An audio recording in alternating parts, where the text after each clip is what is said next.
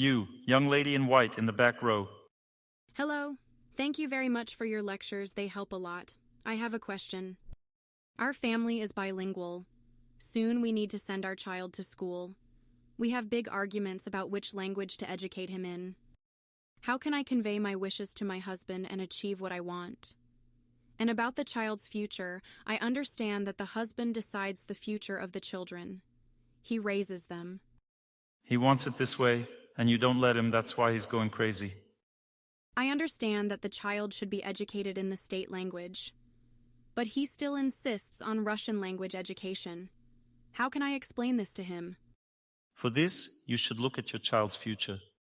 I can see that either way would be good. If taught in Russian, there's a chance he'll spend less time at home, but he might have activities that he'll do both here and in Russia. Does he know Russian or not at all? Am I understand right that he will know it anyway? Yes. Of course, then it's better to educate him in the local language if he already knows Russian. It's better for him to learn one more language, that's obvious. I believe that if a person already knows Russian, it's better to study in the local language. It provides more education. The more tantrums you throw, the less your husband will agree. To convey something to him, you first should accept fate, accept his opinion. Agree in your heart that perhaps the child will study in Russian. Agree in your heart and then try to persuade him kindly. Because when a woman behaves very kindly, a man's heart melts, but when she throws tantrums, it becomes tense. You're making him tense right now. You're creating a situation that's not in your favor. The situation is strengthening in his favor because you're making him tense. If you accept in your heart now that Russian is possible, but continue to persuade gently, then it will be better. Who wants to ask a question? Okay, you'll be next. You have very strong tension in your body. You need to move a lot and do static, stationary exercises. Today I ran 15 kilometers, and the day after tomorrow I will do yoga, maintaining stationary position of the body for 2.5 hours, and all tension after the airplane will go away. There are some types of aging in the body. The first stage is toxins and excess weight, the second stage is benign oncology, and the third is already malignant oncology.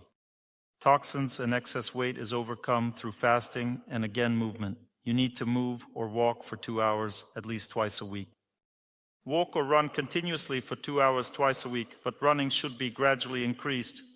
And if you're not trained yet, it's better to start with walking. This applies to all people. If you're asking me about health, thinking that Dr. Torsunov will now perform some kind of miracle so everything will be fine, I have to say that nothing will work. Health can only be achieved through asceticism practice. And these 3 types of asceticism practice, fasting, static exercises, and prolonged continuous movement, are the foundation of health.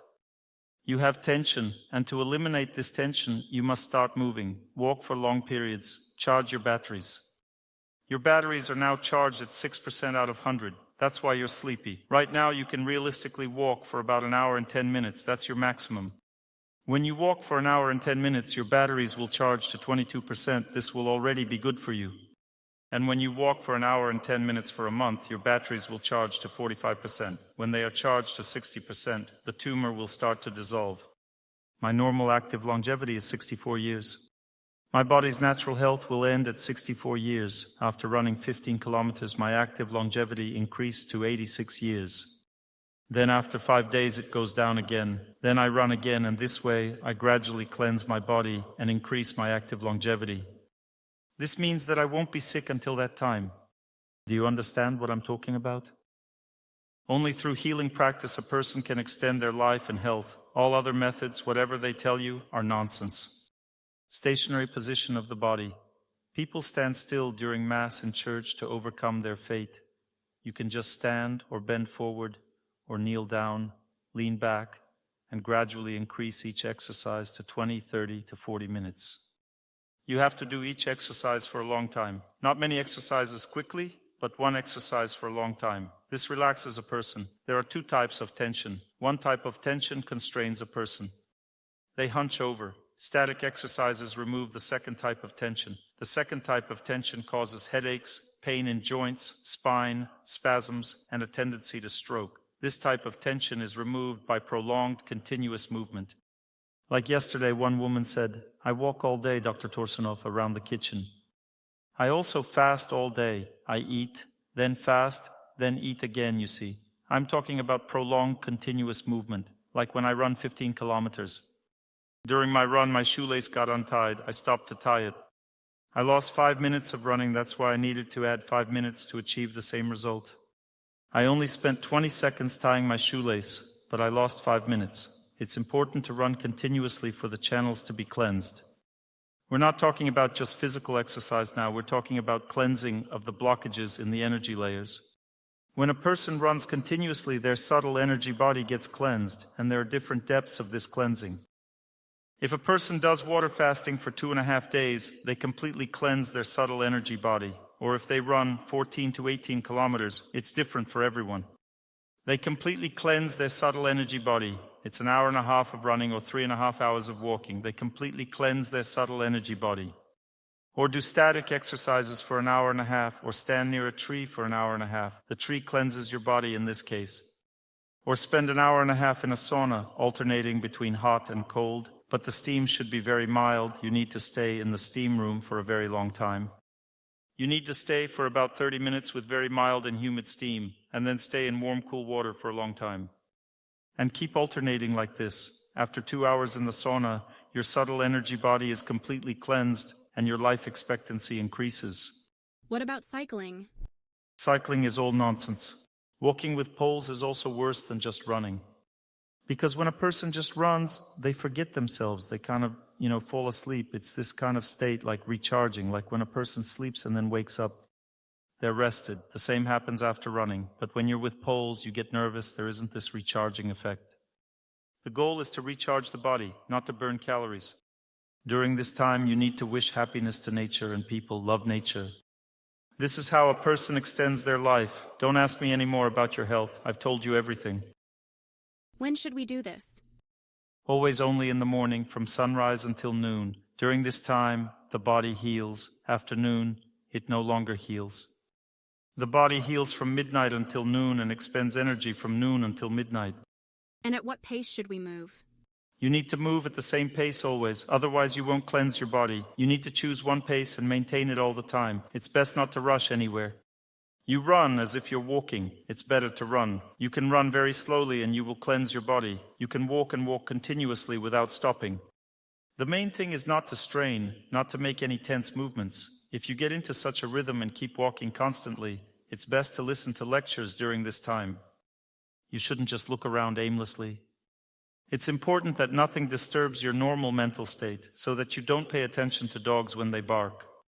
You need to listen to lectures, pay no attention to anyone, wish happiness to everyone. This is how you charge your mental state and your body.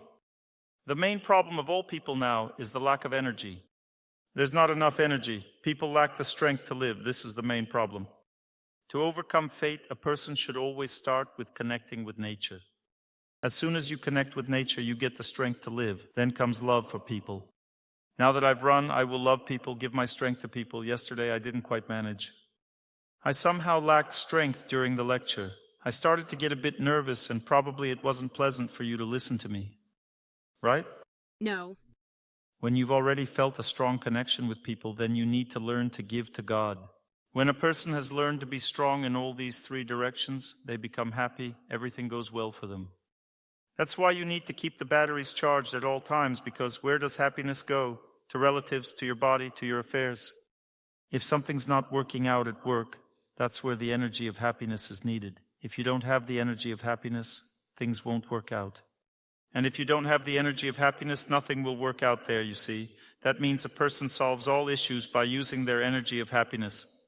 But they don't know about this. Thus, the only thing a person needs is to keep their batteries charged. This is called inner life. People don't know that they need to do it. They don't pay attention to this. Instead, they think about how to make things work out, but nothing works out because there's no strength. Lady, you have absolutely no strength. You are in depression. You right there. Yes, you.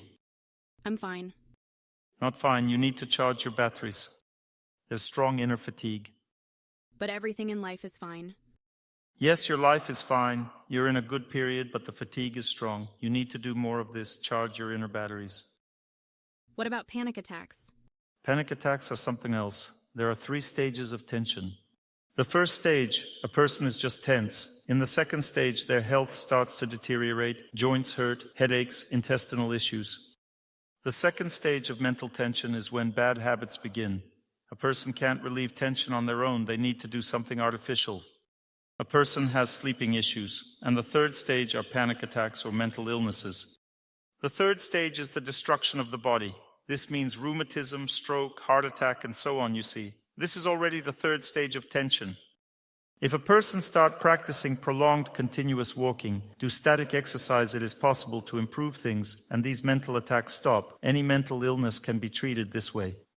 Any person, if they walk continuously for 2.5 hours, removes all tension. And if they do this throughout the year, their mental state completely recovers. You don't need any other treatment, nothing. You just need to understand that dynamic practice should always be combined with static exercises. Static exercises always need half as much time. If you walk for 2.5 hours, then stand for 1.5 hours. And if it's raining outside, that's even better. The healing will be faster. What if it's hard to breathe? That's just heat in your nose. It's the heat in your nose. You need to eat more greens, lie in a warm bath. Not hot, but warm. Do static exercises and practice water fasting until lunch. Then the heat will be destroyed, and you won't have to use nose drops. You're talking about external things now. A person can't cope with something only because they lack strength. Speaking of weather, rainy weather cleanses the energy channels even better than regular weather. It happens faster. The first stage of overcoming fate is to accept everything with gratitude. Success in business, success in personal life is not possible if a person is not filled with energy. After replenishing your energy and building strength, the next step is to accept. The second stage is acceptance. Once a person accepts everything, they enter the present moment. Happiness is about living in the present moment. From this point on, they can increase their happiness by serving others. One must shift focus away from oneself. As long as a person lives in the future or in the past, as long as they have not accepted their fate, they will constantly think about themselves. They can't accept anything and rebel, always thinking only about themselves. When someone adopts a healthy lifestyle, running, stationary exercises, fasting, love for nature, eating more greens, which is always the healthiest food for everyone, they gradually gain strength and become joyful. Who among you has started living this way? Raise your hand. Have you felt more joy and energy? It will only increase more and more. Calmness and happiness, that's what we're talking about. Simply because you started running. Now you also need stationary body positions. Otherwise, another type of tension will gradually build in the body, creating imbalance. Static exercises, standing still, or a simple technique. Here's a set I'll give you. Bend forward slowly for a long time. When you feel relaxed, bend further and relax more. When I sit, my body is very tense. I sit down and can't even stretch my legs straight or sit upright. But after 40 minutes, I can fold in half and touch my knees with my forehead. In 40 minutes, I relax and can go even further, all without forcing myself. Dr. Torsunov, thank you so much for coming to our sunny city. I've seen how many people listen to you. 3 days of a full house. I respect you deeply. When I started listening to you online, I felt I was missing this information so much. I don't give information. I talk about life. I want to ask about running. It interests me the most. For example, running for 30 minutes every other day. But sometimes I don't manage to. My question is, running 15 kilometers for 1.5 hours, even slowly, I simply can't do it. No, you don't need to. You need to gradually increase the time and you'll be able to. We have 4 energy layers. By cleansing just one of them, you can significantly improve your health. This helps cleanse the entire digestive system, all mucous membranes, skin, memory improves, sleep improves, but there are still 3 more layers, 4 in total. If you run for about 1 hour, you'll cleanse 2 layers. It's not just running. Static exercises, fasting, and prolonged contact with water also cleanse the body. I have a treadmill. That's fine. But you should always go outside in the fresh air afterward. If you don't, your body will protest. It won't like it. Swimming also cleanses well. Modern yoga doesn't cleanse the body. It only tones it, providing dynamic health benefits and making work easier. But if we're talking about increasing longevity, you need to do exercises, as I'll explain now. You need to bend forward slowly for a long time. Approximately 40 minutes. Build up to 40 minutes, relax, and then lie down. Lie down for about 2 minutes, then get up, do some stretches, and relax again. Then kneel and lean backward. Stay like that for a long time, 40 minutes. During this time, you'll feel numbness, stiffness, maybe even aching, and then relaxation.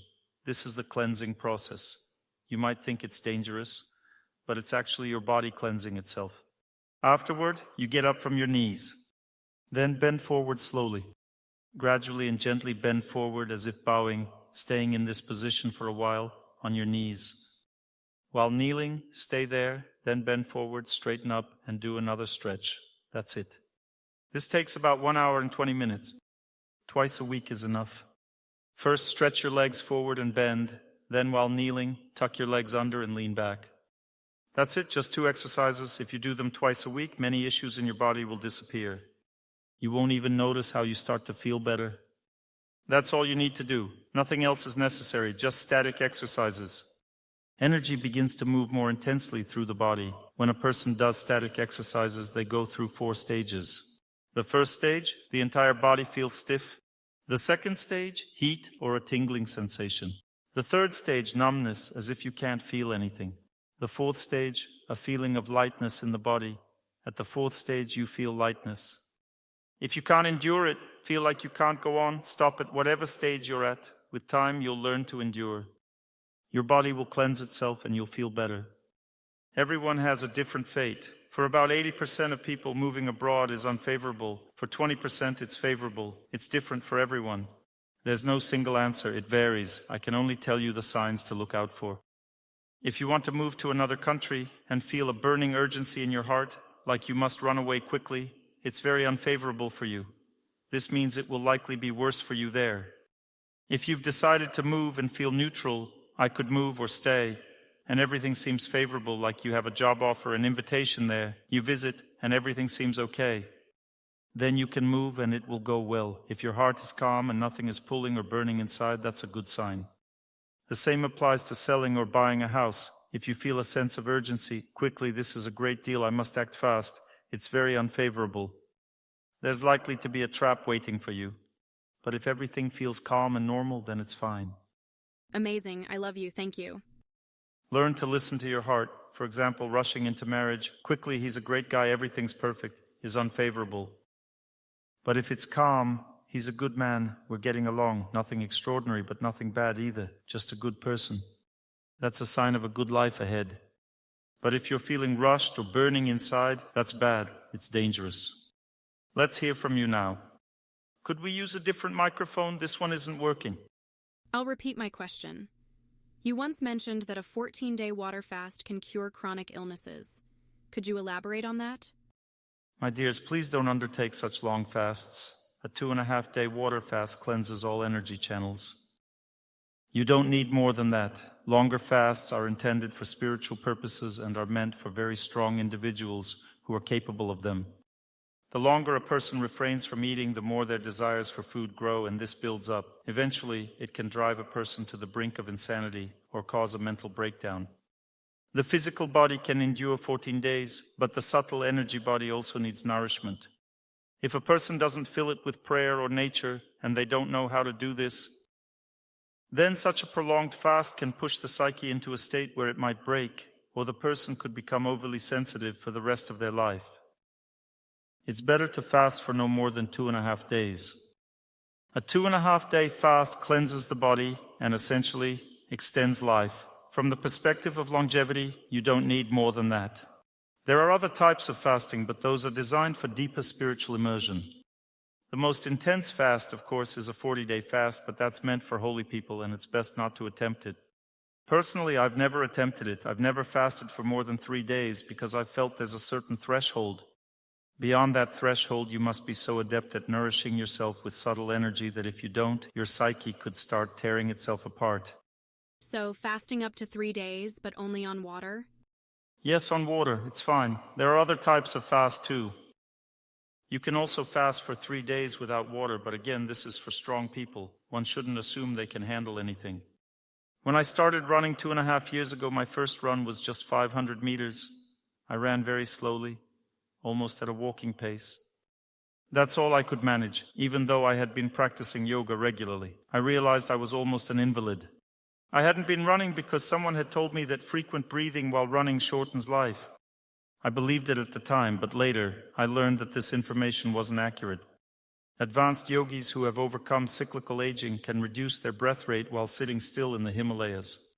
Normally they might live over 100 years, but with this practice they could live up to 200 years. But we're dealing with different issues. We're at a different stage of development. We need to overcome cyclical aging, those harsh periods of aging, through movement.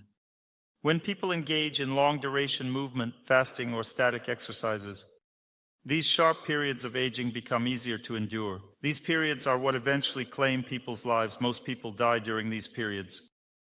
Even passing away at 70 years old, that's not old age. 85 to 90 years is more normal if a person lives correctly. Even 70 years is too soon. It indicates an incorrect lifestyle. And most people, without exception, live incorrectly. Only austerity can truly extend life. Thank you. Dr. Torsunov, may a man ask a question? From the balcony. Let him ask. Hello, Dr. Torsunov. I have a question, though it might be slightly off topic. I had a situation recently. I lost my phone. It had so many contacts and connections, personal contacts of people who unfortunately don't know my number. Only I knew theirs. I've tried to understand and process it, thinking maybe it wasn't meant to be or something. But I had so many opportunities and connections through it, and now all of that is gone. Did you want to lose your phone? Of course not. Well, let me see. Who am I speaking with? Raise your hand. Oh, I see. All right, it means God took it away. Yes, God took it away, and that's that. It means it needed to happen. I understand what you want from me. Let me tell you what I think. God just whispered to me what to say to you. You were involved in activities that don't lead to true happiness. I won't go into details, but I can tell you this. If you hadn't lost your phone, in about a year and a half, you'd have made contact with someone who would lead you to a very specific place. There's lots of nature there. However, there's one problem. Unusual window designs, if you understand me. That's the difference. Oh, and the food there is very ascetic.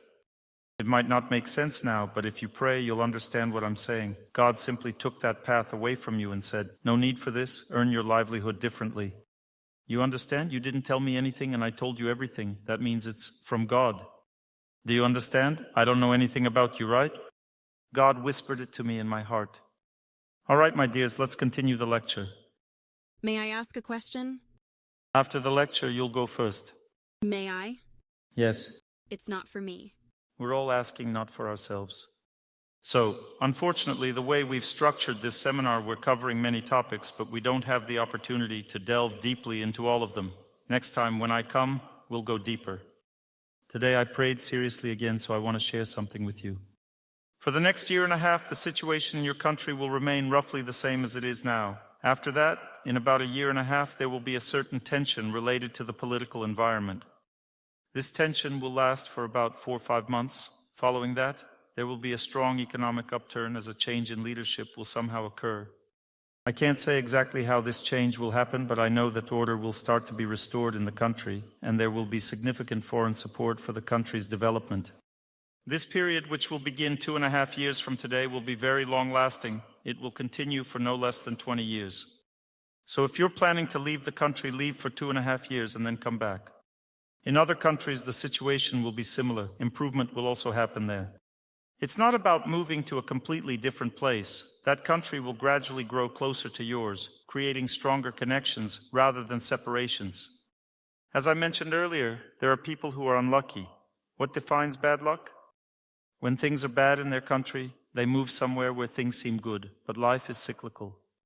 And while they think, this is it, nothing good will come of this place. The situation gradually improves here while getting worse in the place they move to. They arrive during a peak in the other country, but then it starts to decline. And when the decline there reaches its peak, they think, I can't take this anymore, and move to another place where things are at their best, only to experience another decline. These are the unlucky ones. The same goes for family life. In family life, it also follows a V shape. First, there's the honeymoon phase. Everything is wonderful. Then it goes downhill, and when it reaches its lowest point, people think, that's it, we're divorcing. But at that moment, an upswing is supposed to begin. Instead, they give up, and they experience another honeymoon phase with someone new, followed by another decline. And so they spend their lives constantly chasing something better. Let's talk today about how a person overcomes life's challenges. This is the methodology for overcoming fate. Most often when things get tough, people think they lack certain details in life. For example, a young woman may think she's struggling because she's unmarried. She thinks, maybe someone put the evil eye on me, or maybe I don't know how to meet people. Maybe I need to go to restaurants more often so someone notices me, or something along those lines. People often see their problems as external factors. For example, I can't find a job. Maybe I'm looking in the wrong place. I should search elsewhere, and so on. Or they simply become disheartened, thinking, I'll never be able to find a job because I'm just unlucky. Many people think this way. But in reality, it's simply a matter of a person's inner strength. Take any young woman, for example. Raise your hand, any woman here? You, me, her. Any woman 100% who starts living properly becomes truly beautiful, because beauty is a natural quality of a woman. It doesn't matter what the facial structure is, it's completely irrelevant. Women often think that facial structure is what matters. That's total nonsense. What matters is not the facial structure, but the energy a woman radiates. As the song goes, I watch her walk away. There's nothing special about her, but I can't take my eyes off her.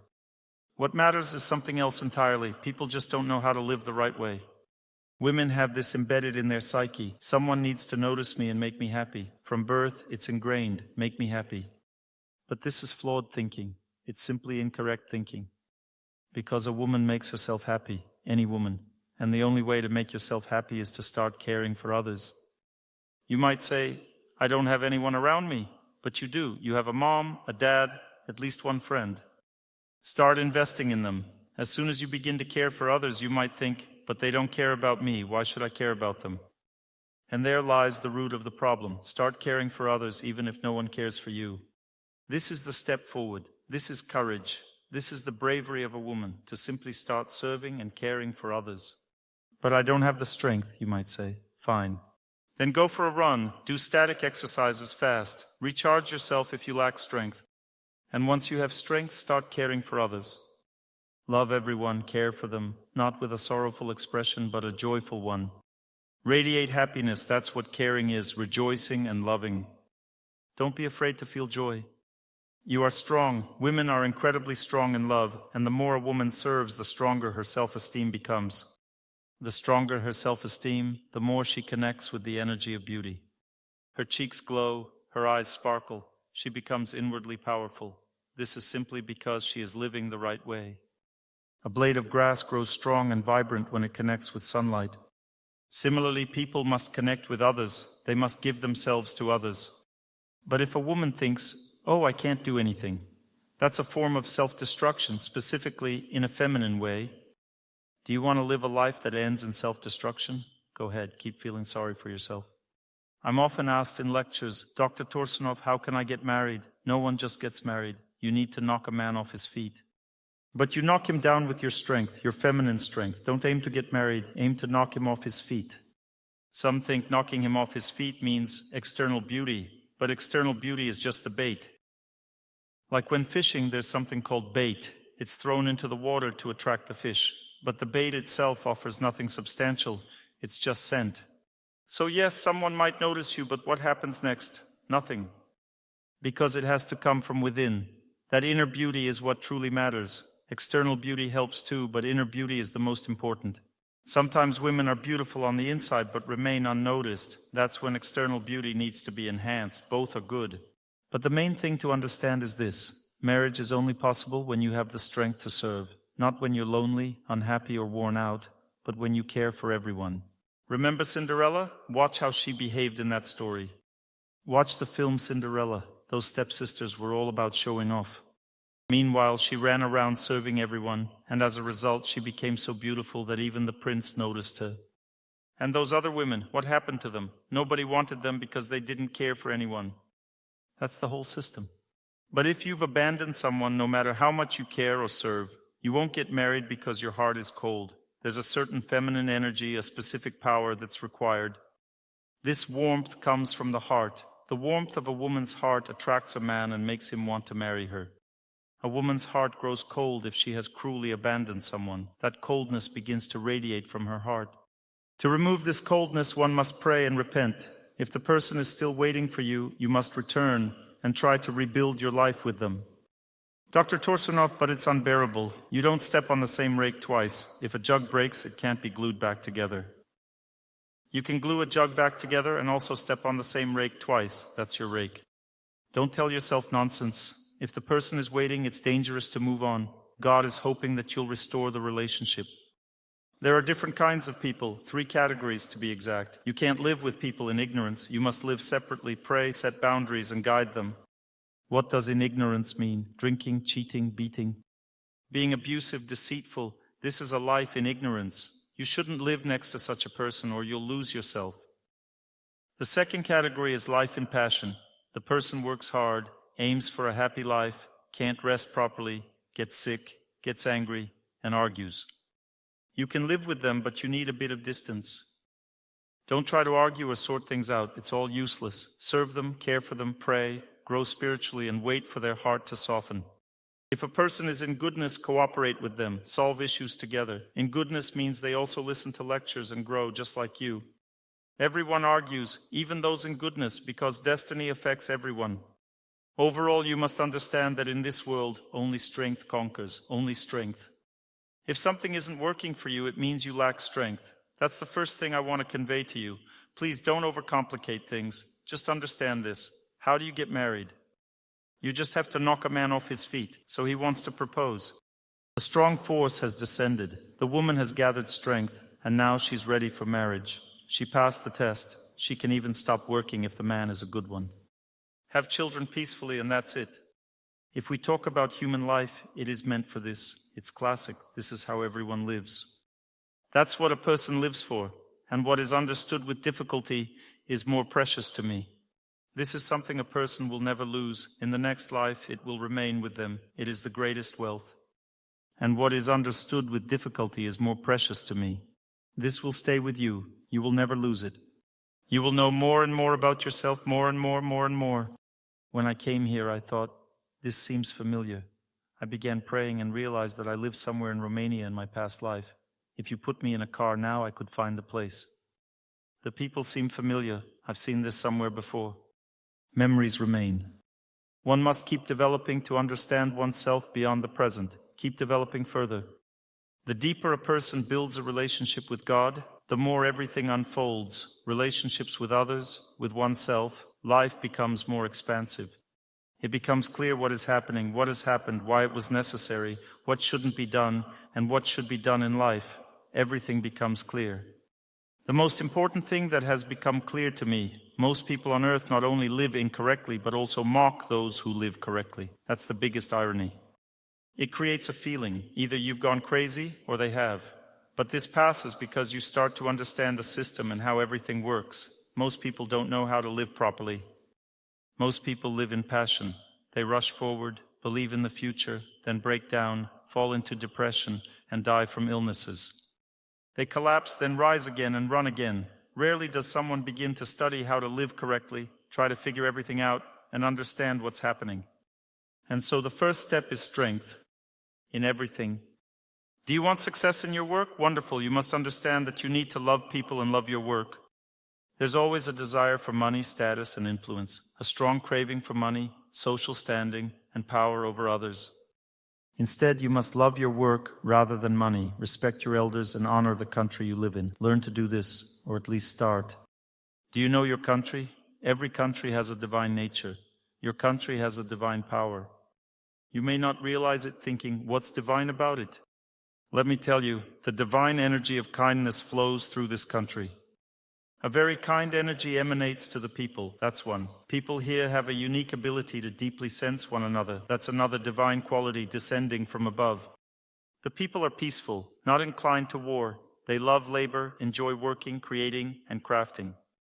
That's divine. Everything else is our ignorance, our wrong way of living. If you don't recognize the divine in your country, you will never love or respect it, never become a strong personality in this country, and never achieve success. In that case, you are living in ignorance. Elders, too, any superior has a connection with God.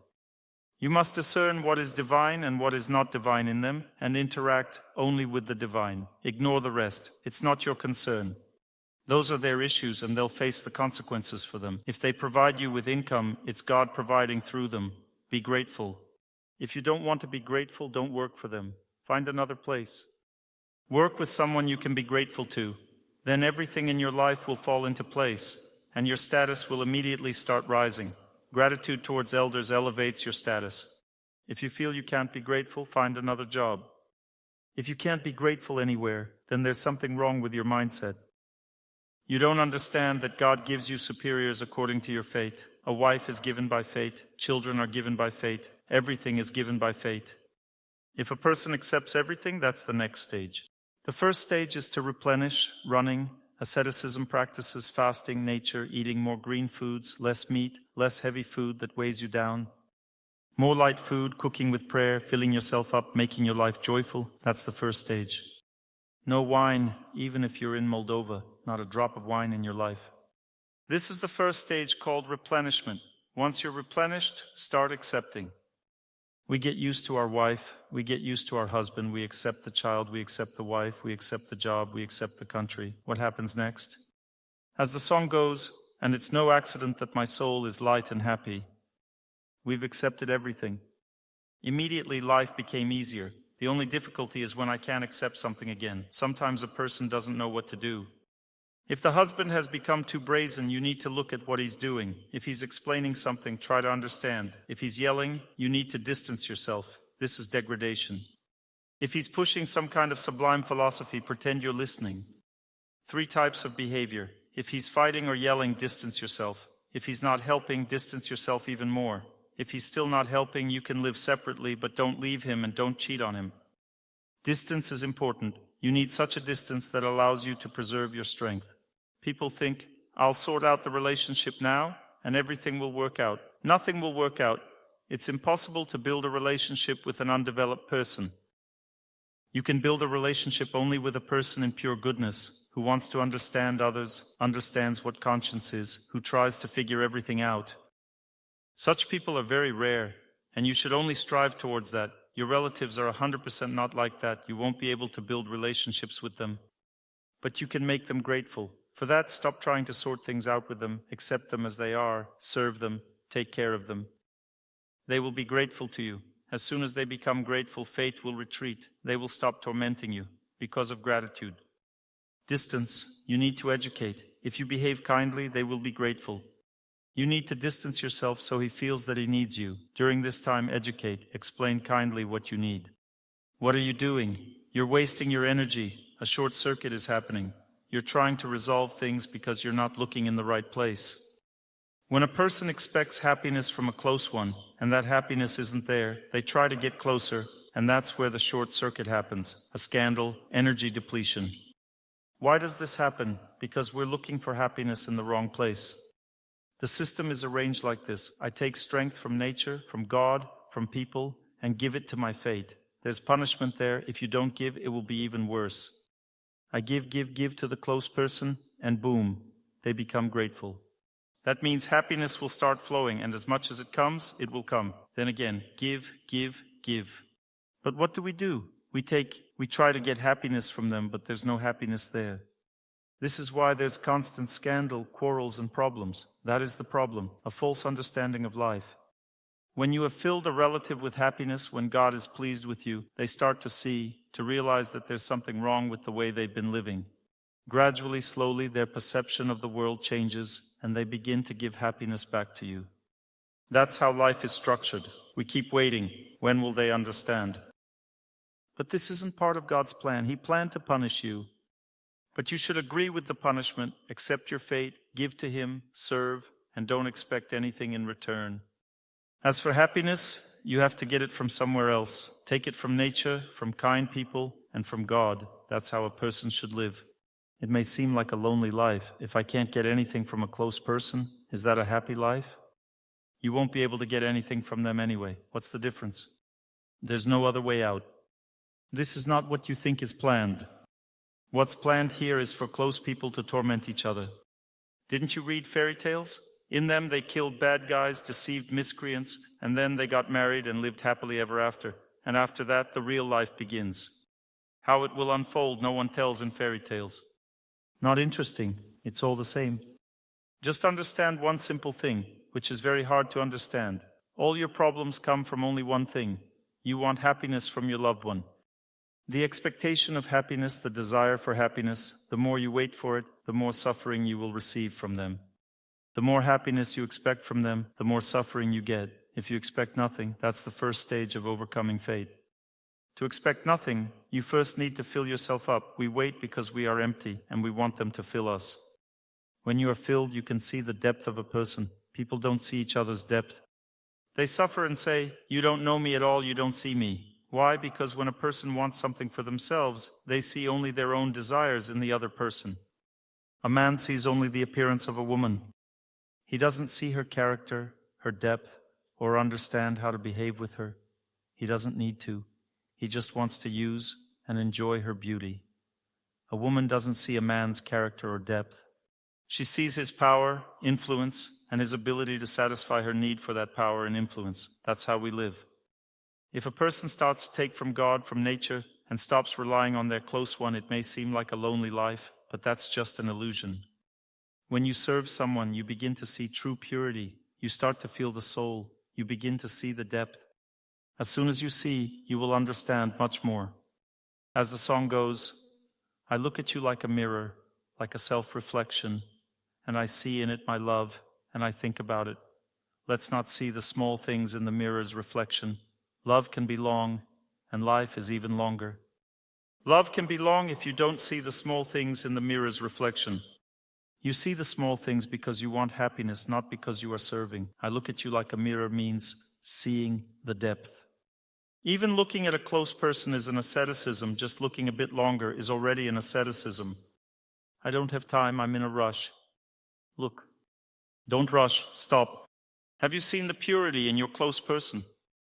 Have you seen kindness? You need to think about this, it should occupy your hearts. But we are stingy. We think about offenses, about what they didn't give us. But it's not that they didn't give, it's your own fate. When my wife and I had a fight once, I completely disconnected from external reality and started looking through her, who was tormenting me. I saw in the subtle energy body a very strict divine woman, and she was punishing me through my wife at that time for something in the past, for what I had done before. I was very surprised, thinking, wow, such power is acting through her, and here I am trying to do something with her, showing off. I said not to my wife, but to this divine woman, please forgive me. I'm not yet developed enough to understand what for, but please forgive me. I am guilty before you. She immediately softened, and at that moment my wife's expression changed. She says, oh, I don't seem to be angry with you anymore.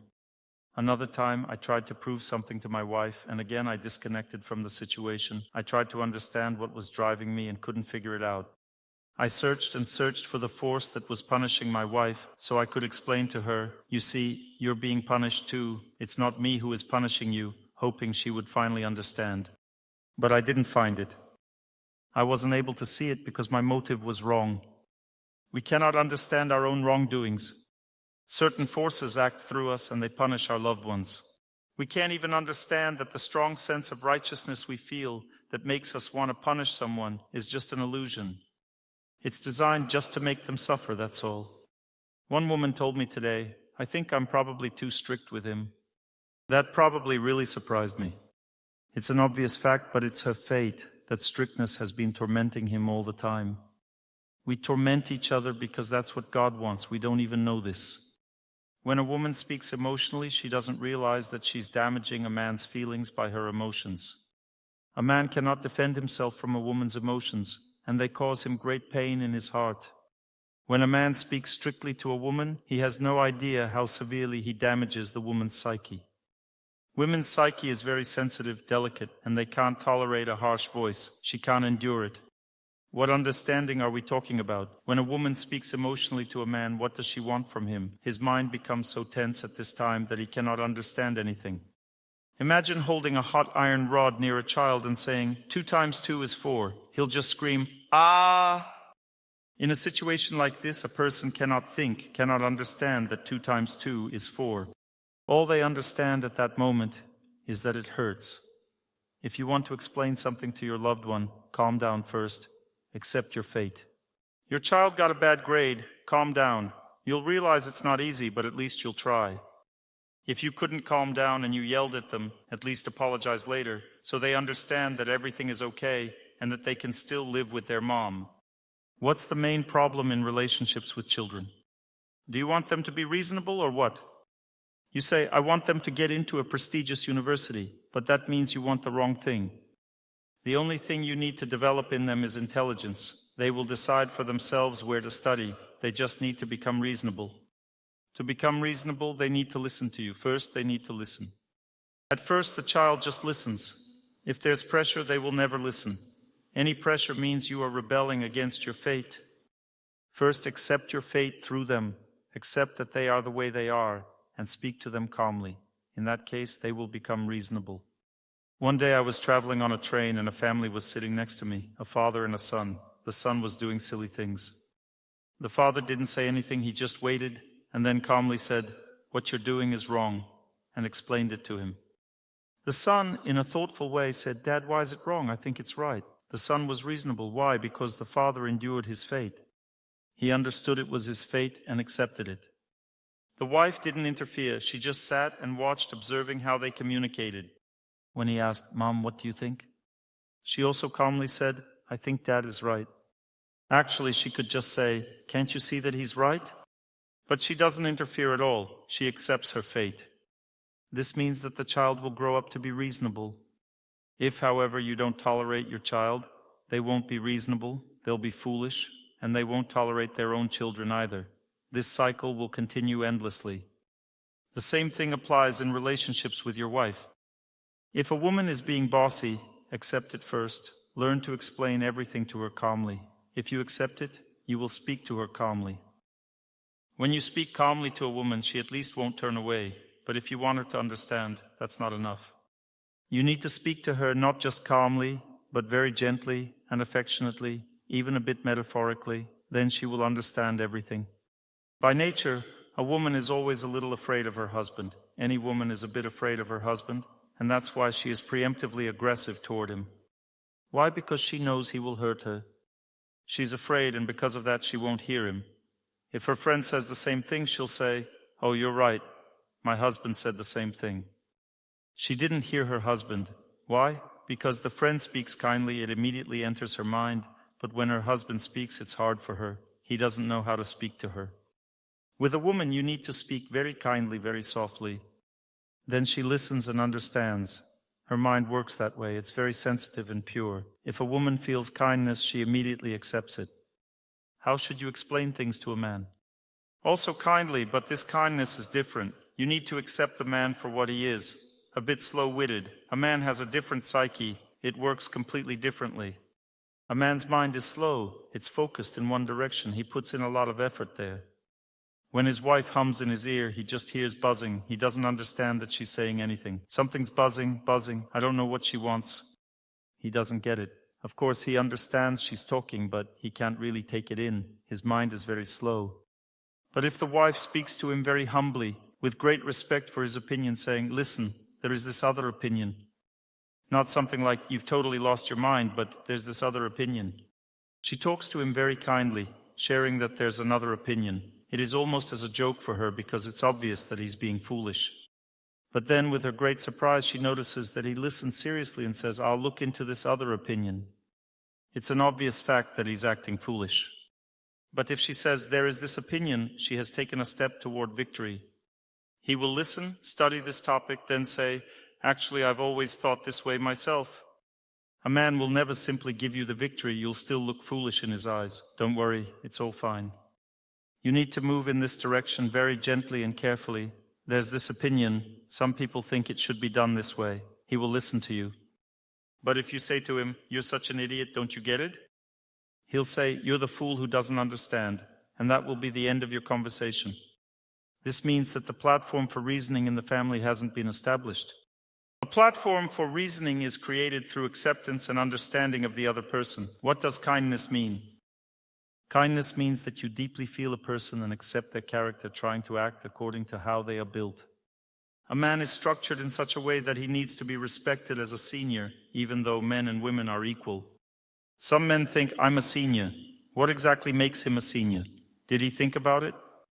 She accepts him as a senior because it makes it easier for him to live, not because that's how it actually is. Women also have many valuable qualities. She has a purer perception of the world, much purer than a man's. She is more sensitive, more delicate by nature, better understands what is good and what is bad. A woman has a better sense of good and evil. So where does this idea of superiority come from? It's clear that a man sees the consequences better, can understand strategy, and has a broader view of the situation. A woman's view is more detailed, while a man's view is broader and more global. This doesn't mean he's smarter or more reasonable. You need to understand that a man can really hear a woman only when she speaks to him as if she were a junior. All reasonable women behave this way. They understand that there is no other way. When talking to your husband, you say, "You are very reasonable, you are a senior. I want to share a different point of view with you. Please listen." If he says, "I'm not going to listen," then you need to create some distance. Whether he is strong or weak, all people depend on the energy of love. When the faucet is turned off, he will immediately approach. "What's going on?" "All right, I'll listen." Because everyone wants love. A woman is the keeper of love, so she can open and close the faucet without problems. This is how she regulates the situation in relationships. If a woman never turns off the faucet, her husband will always humiliate her, and there will be no happiness. That's a different issue. You need to make yourself respected. Both the man and the woman need to make themselves respected. How does a man make himself respected? He stays silent, he doesn't react to the woman. When you don't react to a woman, she starts to respect you a lot more. Neither for nor against, just calmness, silence. "Why are you silent? I told you something." Then she calms down, comes over. "Let's talk." "Okay, let's." Respect immediately comes. My husband is serious, he can handle me. When a woman wants to marry, what does she look for in a man? She unconsciously looks for two things. First, can he meet my desires or not? I have desires and I can't get rid of them. They are unforgettable. Women have unforgettable desires. She thinks, does he have enough power, money, and influence to meet my desires? The first thing she checks is whether he can meet them or not. Second, can he handle my emotions? If he can't handle them, why does he need to be with me? Let him live peacefully. She says, we are incompatible. Based on these two things, everything else is incompatible. In fact, when a woman marries, she needs to accept two things, her husband's well-being and his character. Then she becomes happy. She lives her fate. He embodies her fate. That's her fate. She lives and doesn't worry. If a woman doesn't want to accept it, she overworks a job. Why does she overwork? She has more desires than she can accept from her husband, so she needs to go work. Or she goes to work to find happiness, to fulfill herself, to express her creative potential. That's fine, that's good. It's very important to understand that we lack the most basic understanding of things. Often psychologists and family life strategists dive into the weeds. We lack the basics, and that's what we need to examine in depth. Everything else will fall into place. A simple thing is this. Despite knowing that you need to speak to your husband with great respect, as an elder, you still don't do it. You don't have the strength for it. If you lack strength, then running, static exercises, fasting, and prayer will help. Fill yourself up, become strong so you have enough strength. I ran 15 kilometers and you are quietly listening to me, sitting, not arguing, because I have the strength over you. I'm not stressing, it seems, but there's such strength coming from me that you are all listening. I give examples so you can understand what this is about. If you have enough strength, you accept your close one. If you haven't accepted, there will be no movement forward. Once you accept, then look deeper. Try to understand the depth and start a new life in the family as a whole. What does a new life mean? A new life means fundamentally different behavior. You need to break old stereotypes, stop pulling everything into the family. Me, mine, my own. Happiness in the family comes when a person starts caring for everyone, serving everyone. Build deeper relationships. Deep relationships mean loyalty. I swore that I won't leave my close one. You need to tell yourself, swear, we live together. This is how God decided. It's nothing terrible. If something goes wrong, He will solve everything anew. I won't leave. The roots go deep right away. If you don't leave, you'll understand more deeply. If you get married, the roots go deep. If you try to endure, the roots go deep. If you listen and see gratitude, the roots go deep. Through gratitude, you will see the human soul, its depth, its purity. You need to give to the person, learn to give. A person lacks kindness, give them kindness, learn. One lacks strength, I told you where to get strength. Then the next stage is simply to wait. The family gradually, like the sun rises and shadows disappear. All character flaws of a loved one, their misunderstandings, incorrect lifestyle, bad habits, depression in women, tantrums, all of it disappears. There are male flaws and there are female flaws. Female flaws are always of a higher level. That means that women think their flaws compared to his flaws are just minor issues. In reality, ladies, you should understand that a woman is designed in such a way that her psyche is more complicated. And this often leads women away from a correct assessment of the situation. Male flaws are simply more obvious to the eye. You understand? There are female flaws, tantrums, depression, laziness, idleness, inability to believe that everything will be fine, negative thinking. These female flaws seem like nonsense compared to drinking, cheating, rudeness, and debauchery. It's not worse, not better, it's the same thing.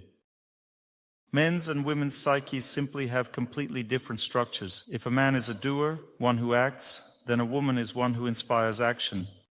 When water falls and turns turbines, the water appears lighter and more graceful. And when the turbine starts spinning, sparks begin to fly, then current flows through the wires. It's a coarse energy, right? Electricity is coarse energy, but water energy, when it falls, is so gentle, soft, beautiful. No one wants and no one likes to look at humming wires. Everyone loves to look at waterfalls. Water is falling. How beautiful. Wires are humming. Oh, I'd better get away from there. This is the same with male and female energy. Female energy inspires. It's beautiful by nature. It's very subtle, graceful, but what we inspire is what we get. Even though it's more subtle and gentle, if you, let's say, don't believe in your husband, then he'll be engaging in debauchery. It seems like not believing in your husband is such a small thing. What's the big deal about it? Well, I don't believe in him, that's all. Inspiring energy comes from you, and he is the acting force. You are the inspiring force. If you don't believe in him, it means he will cheat on you. And there seems to be no connection. It seems, how can you believe in such a person? Well, God gave you this person, so believe in him. Faith in a loved one is an asceticism. It's not like believing in a holy person, which is actually good. That's why a woman should start believing in a holy person to later believe in her husband. One must first believe in someone who is impeccable. For example, it's very easy to believe in Seraphim of Sarov, Sergius of Radonej, Mother Teresa, because they are saints, they have no flaws. So believe in them, and then believe in your husband. Believe that everything will be fine, he will change. When you start believing in your husband, he changes because you're feeding him with the right nourishment. If you feed a cow with fresh grass, she gives excellent milk. But if you feed her with plastic bags, in India cows started eating plastic bags, trying to fix the ecology, then she gives gasoline. Whatever you feed a man, that's what he produces. A woman is an inspiring force, and a man is an acting force.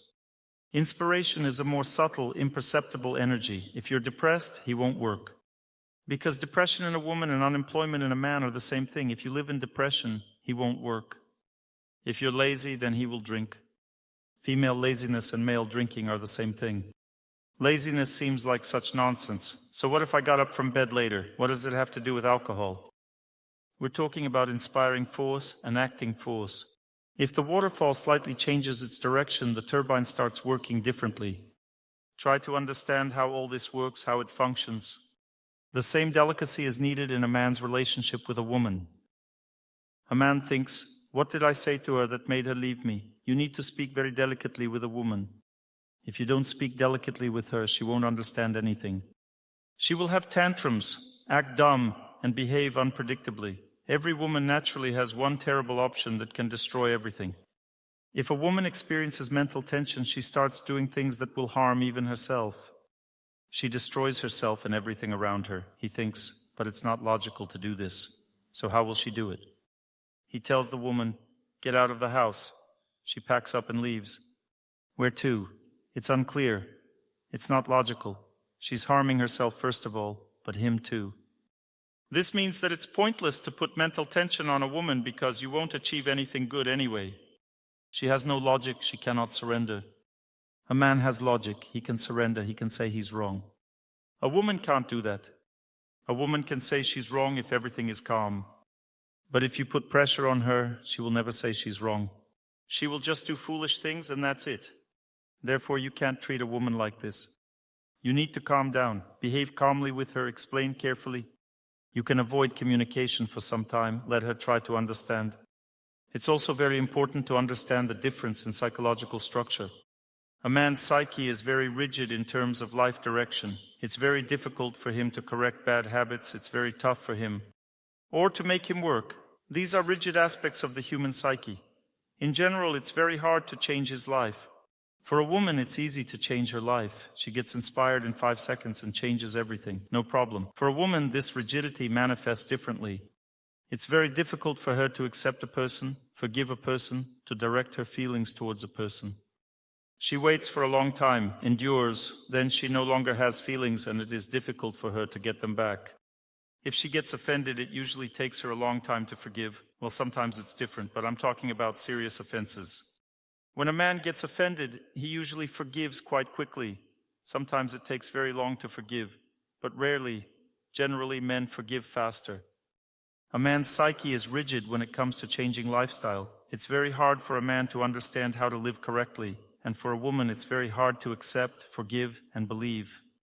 You need to wait. Let's say a man pressed his wife too much, so she left, and she can't come back for a month. He comes for consultation and says, "She left me." I say, "She didn't leave, she's recovering." He says, "What is there to recover from? I've already recovered." These problems exist because he doesn't understand that the female psyche is structured differently. She endured for a long time and now it will take a long time to recover. And then I talk to this woman. She says, "I want to return, I just can't right now. My psyche is not ready." A man doesn't know about this. He doesn't know that she needs time to recover. Now he has to wait. When asking a woman for forgiveness, you need to ask about 3 or 4 times on average. When I ask my wife for forgiveness, I'm sure I'm right. She's not right. I come up and say, "Please forgive me." She says, "You're probably asking out of duty, right? You think you are right?" I say, "No, I think you are right." And she says, "I can't forgive you right now." Next time I come and say, "Forgive me."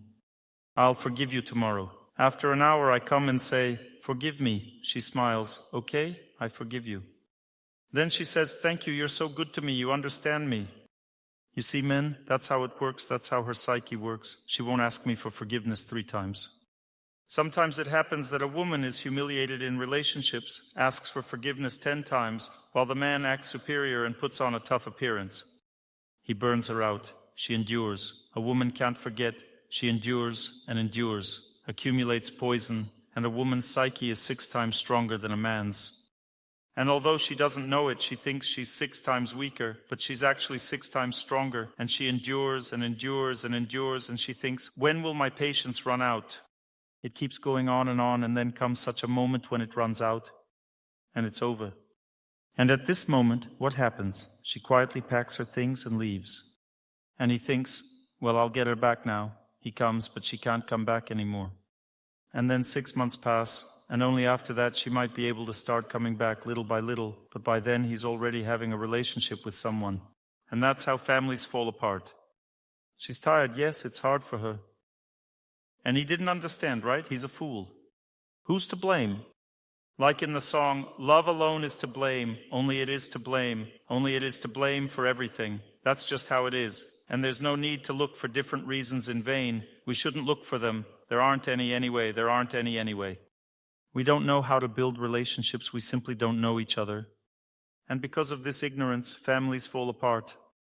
We expect too much from each other. This infatuation expectation creates tension and destroys families. Love alone is to blame. If you don't know how to handle this energy of love correctly, then everything falls apart.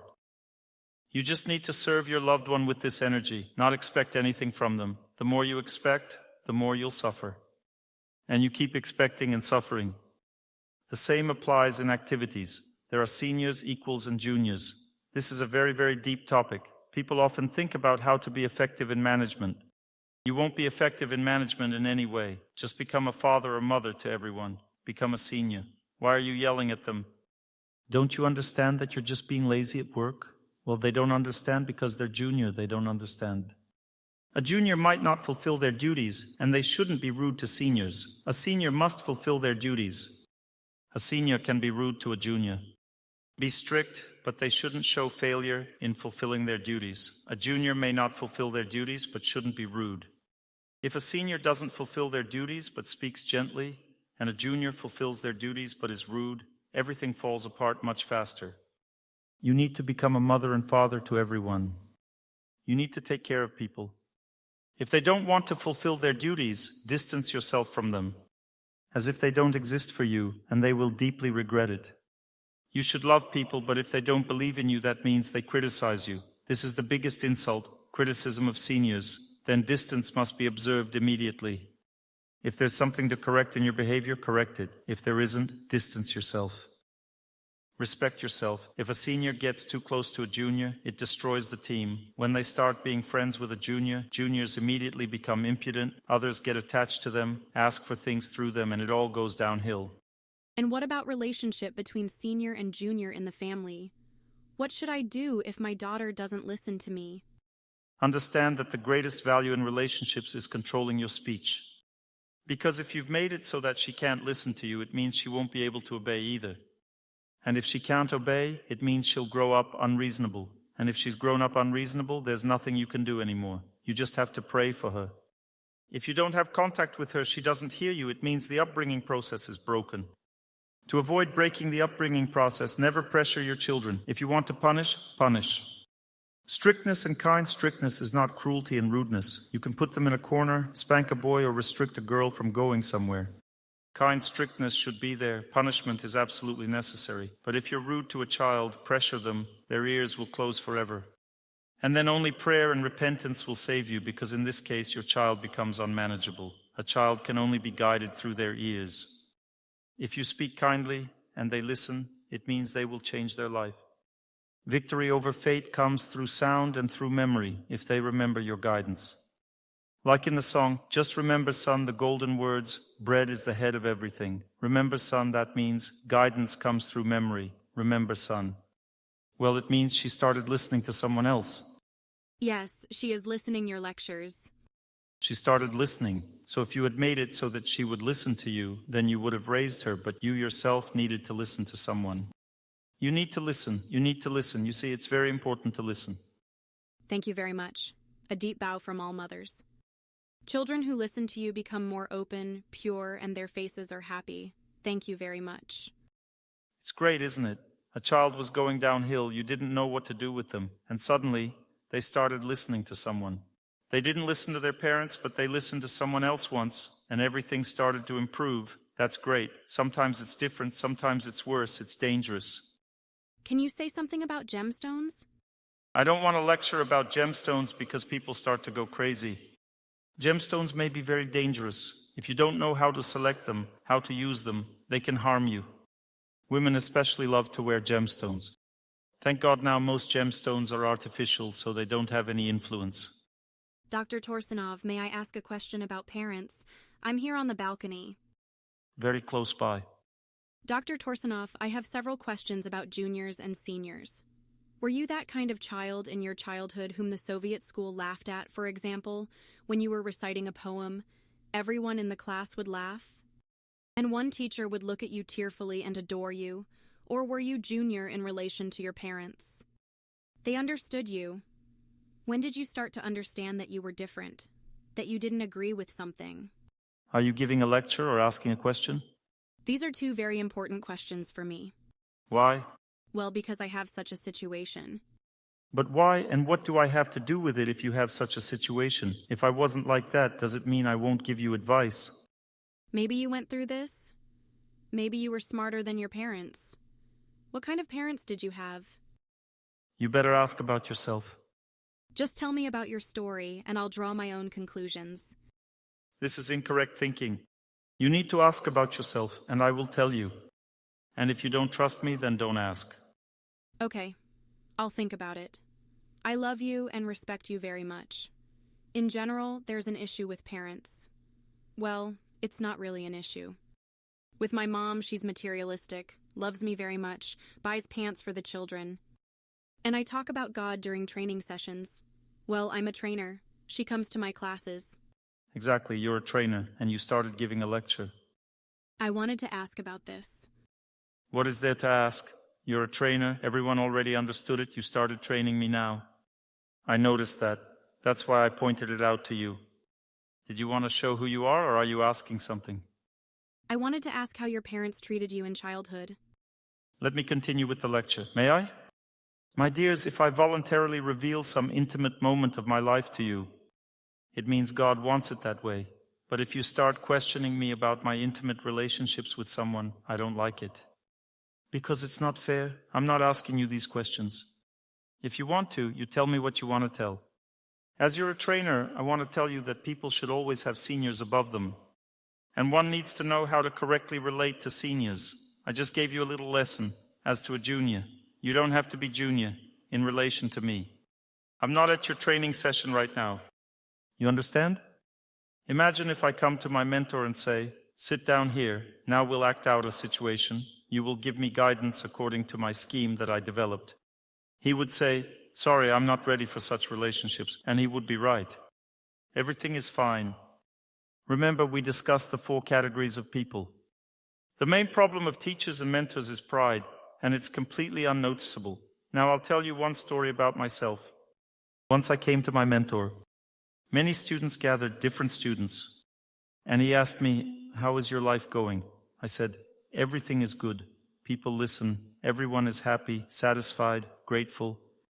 He looked at me and then started talking with other students. He didn't say anything to me, but talked with everyone else, answered their questions. He didn't say anything to me at all. And I went home to pray afterward. The next day I came to him and said, please forgive me. I became proud and I realized it.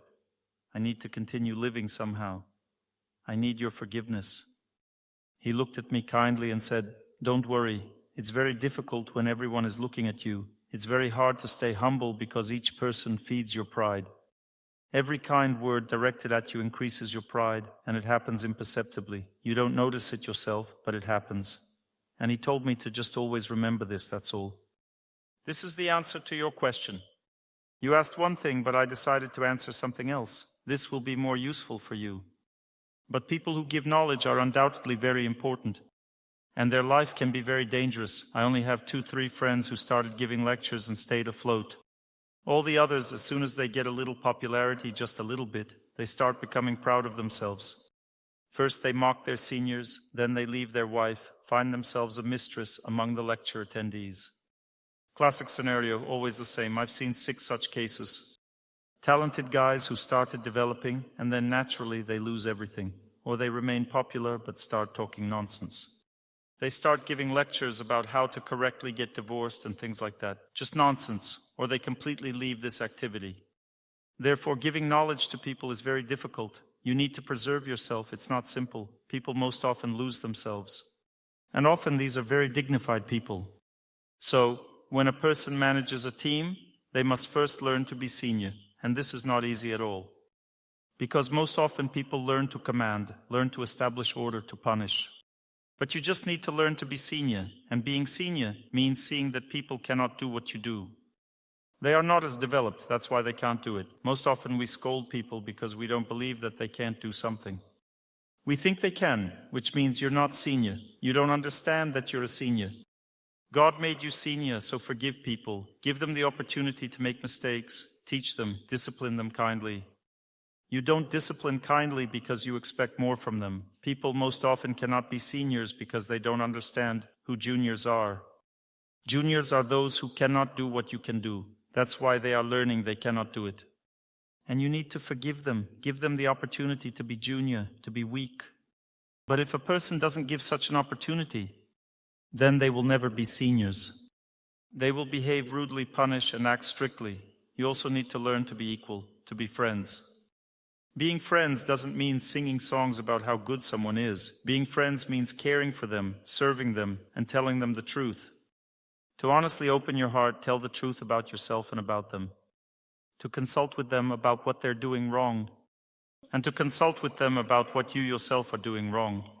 It's a friendly relationship. Relationships with seniors should be respectful. It is assumed that the Lord Himself will act through the seniors. Some people say, don't create an idol for yourself. An idol means that a person thinks that the senior is the Lord and starts to deify them. You shouldn't deify your seniors, but if you deeply respect them, then God starts to act through them. This means you will get answers to your questions, and the senior doesn't even know that they are answering someone's questions. Who among you didn't raise their hand, but I answered your question?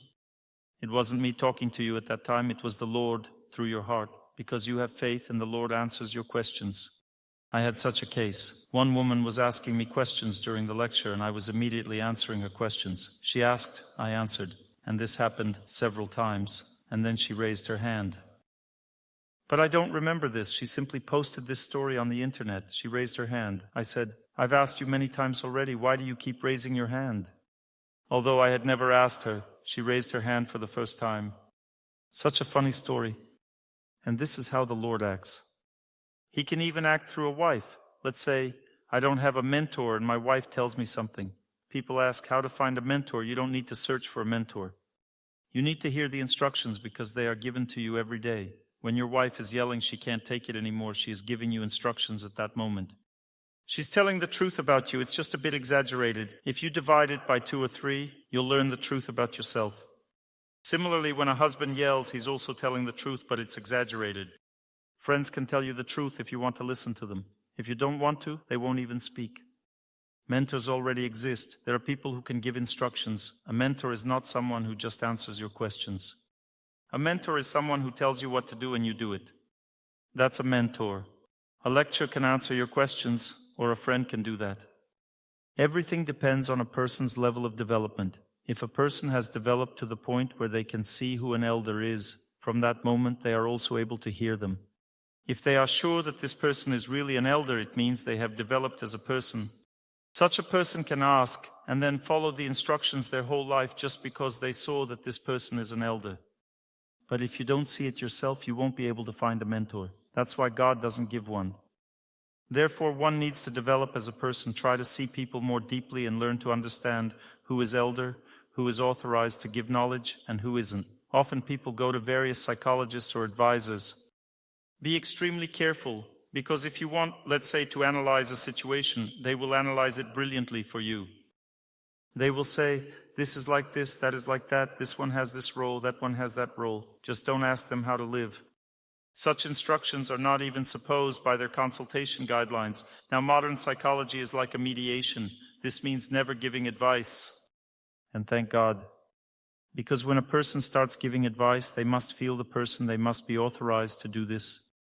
There is a type of psychology called astrology. It consists entirely of advice only. No mediation. You come to a person, they immediately tell you what your character is, but they're looking at a paper, not at you. This is very dangerous. This modern development of astrology is a very dangerous direction of knowledge because people don't understand that the paper is just a hint at the truth. But the truth is in the person. First look at them. Maybe they've already changed what's written on that paper in their life. Or maybe they've made it even worse than what the paper says. Who knows? Therefore, be careful when people start predicting something for you. This is very dangerous. But if a person truly knows, why not tell? You must always be careful. That means moving too quickly toward mentoring can lead to a serious failure in life. Often people choose as mentors those who are not worthy at all, and there are certain keys to understanding these things. Look, first, a true mentor is a servant. They will never try to extract money from you. Never. It's simply impossible. Whether delicately or not, an elder will never try to extract money. Second, an elder will never destroy a family for the sake of faith. They will never separate you from your children and never try to change your faith. An elder will never force you to become fanatical and reject your relatives for the sake of knowledge. An elder will never overstrain you or make you break down. They will always slow you down, on the contrary, so that you move forward more carefully. An elder is someone who has their own elders. If they don't have some classical ancient spiritual tradition, if lightning struck their head and they became an elder, never listen to such a person. It's very dangerous. They must deeply study the scriptures and be in some ancient serious spiritual tradition. They themselves must have elders. There are no elders without faith. A person must always belong to some disciplic succession, otherwise they will surely get lost. When an elder talks to a woman, they never make eyes at her. If you see that an elder shows sympathy towards you, they are not an elder. Don't communicate with them as an elder anymore, it's a mistake. There are two deviations among elders. Some elders only refer to the scriptures, having no life experience. They are dry and always exaggerate. Others always talk about life experience and never refer to the scriptures. You need a middle ground. Moreover, the more a person develops, the more you need to communicate with them from the position of the scriptures. The less developed, the less scriptures and more life experience. An elder never drags a person by the ears to spiritual life. They just inspire a person to develop. An elder is always a servant, not a master. An elder doesn't force others to serve them. They serve themselves. If any of these qualities are missing, this person is not qualified to be an elder. And being an elder is very dangerous, because if you take refuge with an unqualified person, they will lead you to the middle of nowhere.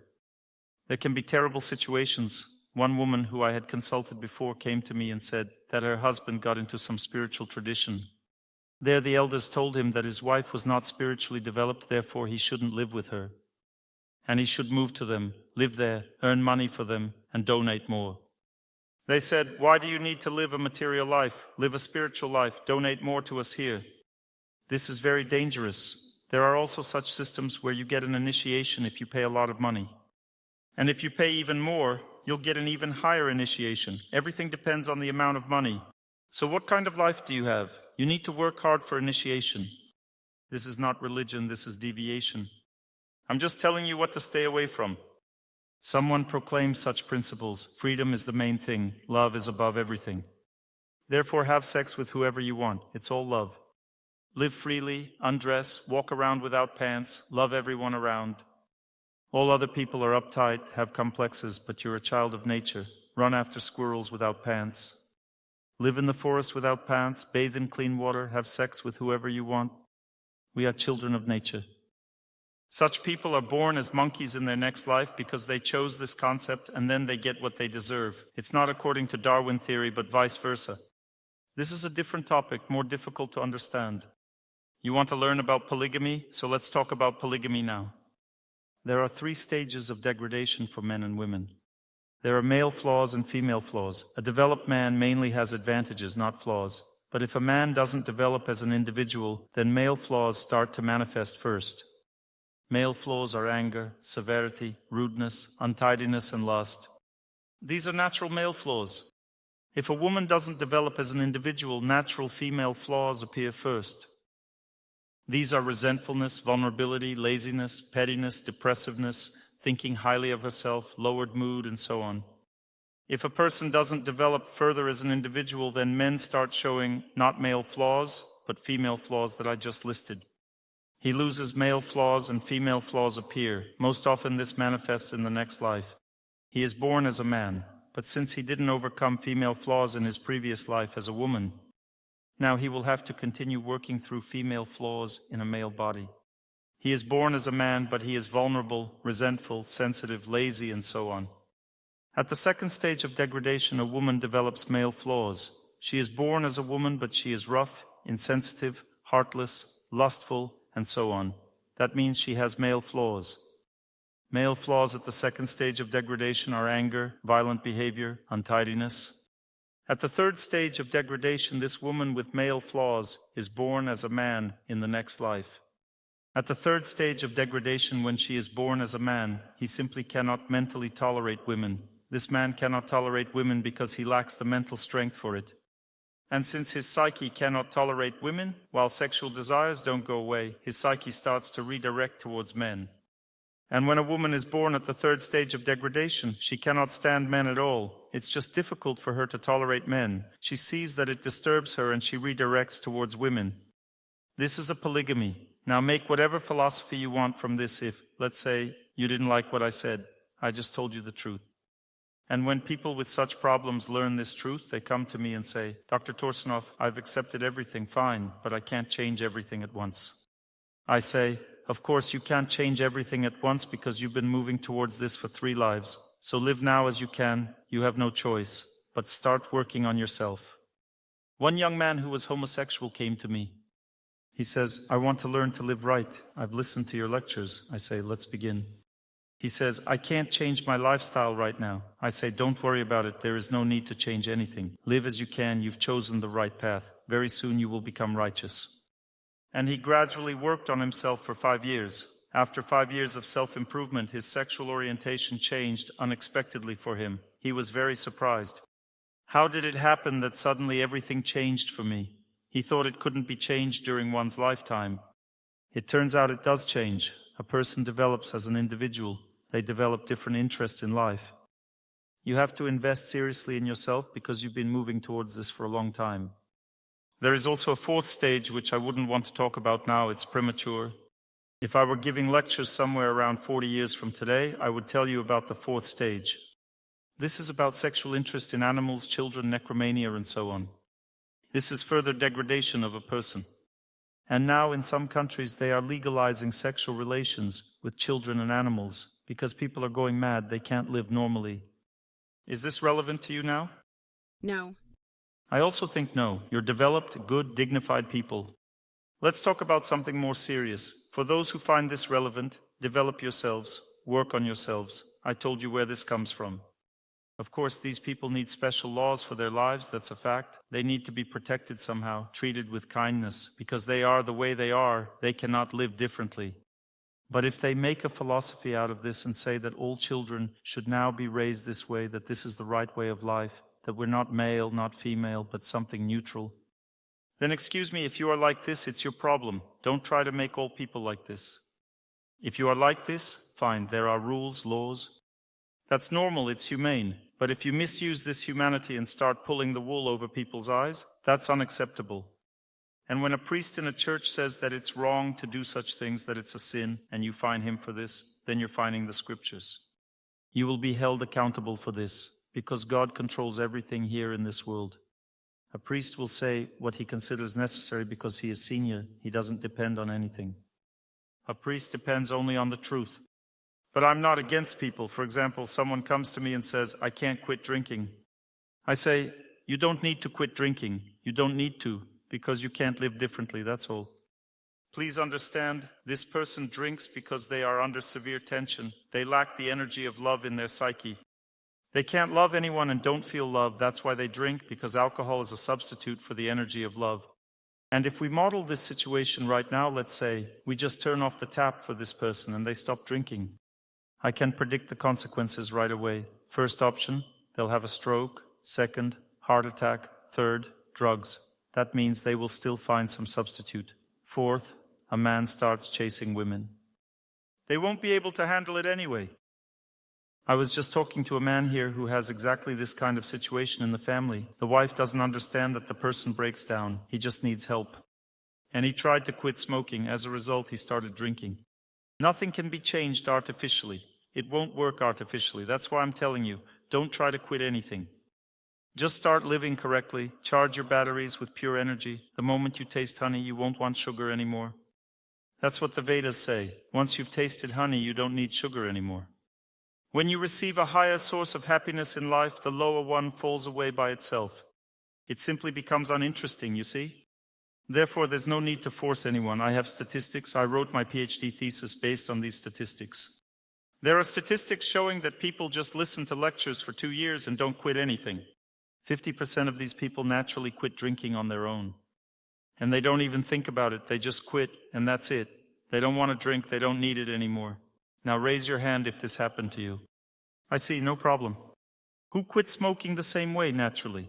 Well, it's all the same, no problem. Because the time has come, a person found a different source of happiness and the old one closed. That's all. Don't quit anything. Don't torture yourself. Just search for the right way of life. If you have a chance to run, go for a run. If you have a chance to wish happiness to everyone, do it. If you have a chance to pray, pray.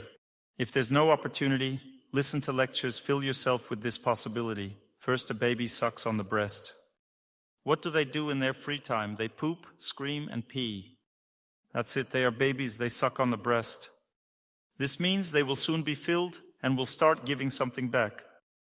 They will give smiles, love their parents. That means they will gradually start giving, but now they can't give anything because they are filling up. A person first starts listening to lectures. Day and night they listen to lectures. They're filling up. As soon as they fill up a little, they start changing their life.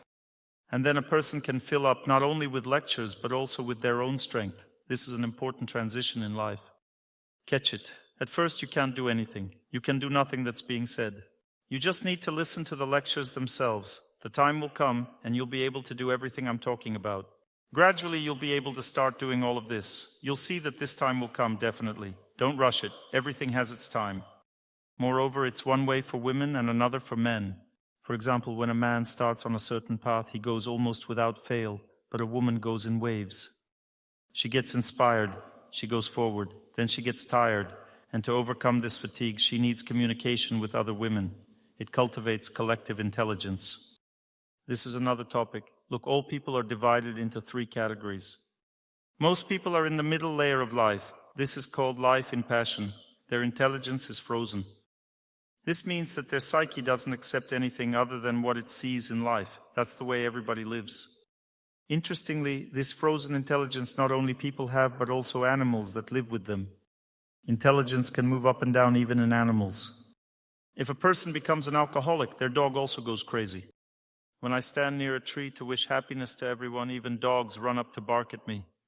Because I'm not doing like everyone else, they're surprised, like woof, woof. The dog is shaking from fear and woof at me. Why are you standing near the tree? That's not how it's supposed to be. There are 10 things that a person will never be able to accept just like that. Their hair stands on end. They become scared, saying, "Where are you going? What are you doing? What is this?" Because during this time, these 10 things change a person's intelligence. And if a person's intelligence changes, their whole fate changes, and therefore everyone around will be in shock. And so the only way to communicate with them is to calm them down, saying, "Don't worry, I'm just doing this for fun. I'll try it once and quit. It's just my quirk, my hobby. You're right and I'm wrong. You need to talk to them like this. Why aren't you eating meat? No, I eat it, just a little bit at a time. Everything's fine. Have you quit drinking or what? No, I'm just sick right now. If I drink now, I'll just throw up. I'm sick. Watch yourself. We're already getting worried. Look, if a person starts listening to lectures related to God, everyone will be in shock. Even if it's in your faith, in the same faith, it doesn't matter. Everyone will be in shock. They'll say, "What's wrong with you? What's happening to you? Why can't you just live quietly? Why do you keep listening and listening? Maybe you should see a psychiatrist?" Because a person sees changes in consciousness in someone close to them. This means the intelligence of these people is also going up. They are developing just like you. I'm talking about those whose intelligence is standing still, not moving anywhere. There are people who degrade. Let's say a person becomes an alcoholic. Everyone says, "Stop drinking." They keep drinking or start cheating. They go into cheating or into drugs or into the criminal world. Everyone says, "Stop, quit." They don't just talk about those who are going up, they talk about everyone. The most important thing is that a person with stable intelligence can understand the difference. If a person is becoming an alcoholic or a person is listening to lectures, for them it's the same thing. They're moving somewhere, but it is unclear where. And it's very difficult for people to distinguish what is good and what is bad. And besides, the whole internet is filled with unfortunate cases. A person started listening to lectures, fell into a pit, then sat in that pit, didn't want to talk to anyone, waiting for the end of the world. This is a real fact. Such things happen. This is called wrong personality development, fanaticism. When do people become fanatics? I'm explaining to you what not to do, whom not to listen to. And therefore it's all filled with this. When you search Torsunov lectures, you get lectures. You just type Torsunov. And some search Torsunov sect and they get Torsunov sect, and so on. People get what they want to find. And therefore everyone has their own perception of the world. People are afraid, people are in fear. If a person starts drinking blessed water, just pour blessed water into a bottle and pour some for someone in a glass. They'll take 2 sips and say, "What is this?" If you pour them water from a bar, they won't say anything, they'll just drink it, and that's all. But if it's blessed water, they'll immediately get scared and say, "Where did you bring this from?" Why? Because blessed water causes fear. Say a prayer and offer the food to your husband to eat. He will eat and immediately be surprised. What did you mix in there? He will get scared. So blessed water, blessed food. Let's say you stopped eating apples. Will anyone notice? No. And what about meat? Yes, because all these things change fate. Blessed water changes fate completely. Blessed food changes fate. If you stop eating meat, it changes fate. That's why everyone gets agitated. If God forbid you need to wear spiritual clothes, everyone is immediately in shock. Why? Because it changes fate. Your fate started to change. People got scared. There's nothing funny about it. Next. If you brought some religious items into the house, like icons or something else, immediately boom. This is the fifth thing that changes fate, and people naturally get tense. God forbid you play prayers instead of Boney M. 222, that's normal. But if it's prayers, then what is this? Because this changes fate. This is the sixth thing. Don't scatter sacred soil around the apartment in front of everyone. This will be a shock for everyone because it changes fate. Don't do this. Imagine what happens if you tell your relatives that I'm not going to a resort for vacation, but to a monastery. Well, there's a hotel near the monastery. I'll stay there. They'll say, are you crazy? Let's go to Rio de Janeiro. It's better there. If you say you're going to attend a religious service, or if you read the scriptures instead of detective novels, you'll get the same result. Everything connected with God scares people. And all of this changes fate, changes life. Remember, therefore, implement all these things carefully into your life. If you want to listen to prayers, listen to them with headphones. If someone asks, what are you listening to? You can reply, I'm listening to my favorite melodies. You might wonder, why mislead people? You're not misleading them. If you tell children a softened version of the truth, it's because they are children and might be frightened by the full truth. Where did Grandpa go? Grandpa fell asleep. He simply fell asleep for a longer time. Some people sleep for a long time. Grandpa is asleep for now. He'll wake up in another place, not here. But that's the truth meant for children. He's asleep and will wake up in a different place, in another life. Grandpa is alive, and this is also the truth. Because death and sleep are essentially the same. It's the same system. Some people sleep at night. Some people fall asleep to change their body. Death is no different from sleep. We're just afraid. We think it's something else because we don't know what comes next. But those who do know treat it like sleep. You fall asleep and then wake up. When you explain it like this to a child, they understand. It's sad that Grandpa fell asleep. It's okay, he's alive, everything's fine. Remember that your relatives who prevent you from developing are your fate, which shows you your past attitude to what you are doing now. God punishes and tests you in this way. He says, do you truly want this life? Then reflect on what you once desired. All the words spoken to you, all the threats, they mirror your own past attitude toward what you are now doing. Personal growth does not mean something negative or fanatical. You must understand one thing. If you choose fanatical growth, it's your choice alone. If you attend lectures where you feel pushed or coerced, that's your own decision. Why go there? If you sense someone pushing you somewhere, they are fanatical because they don't understand God's plan. God wants each person to grow in their own way. Everyone has their own faith. Develop it. Let your own faith flourish in your heart. There's no need to change anything. If you feel like you're changing, it means you don't truly understand your faith. People ask me, Dr. Torsunov, should I listen to priests from my tradition or to you? I answer that it's better to listen to priests from your tradition. If you've realized it's your tradition, you can stop listening to me. My goal is to guide you to your faith, to your spiritual life. If I'm still helpful, listen a little. If not, there's no need to continue. My goal isn't to change your life. I'm not trying to get you to change spouses. Once a woman approached me and said, Dr. Torsunov, now I understand how a man should behave. And I see no reason to stay with my husband. I replied, I actually wanted you to understand how a woman should behave. Sometimes people misinterpret my lectures. That's the issue. Let me tell you about prayer.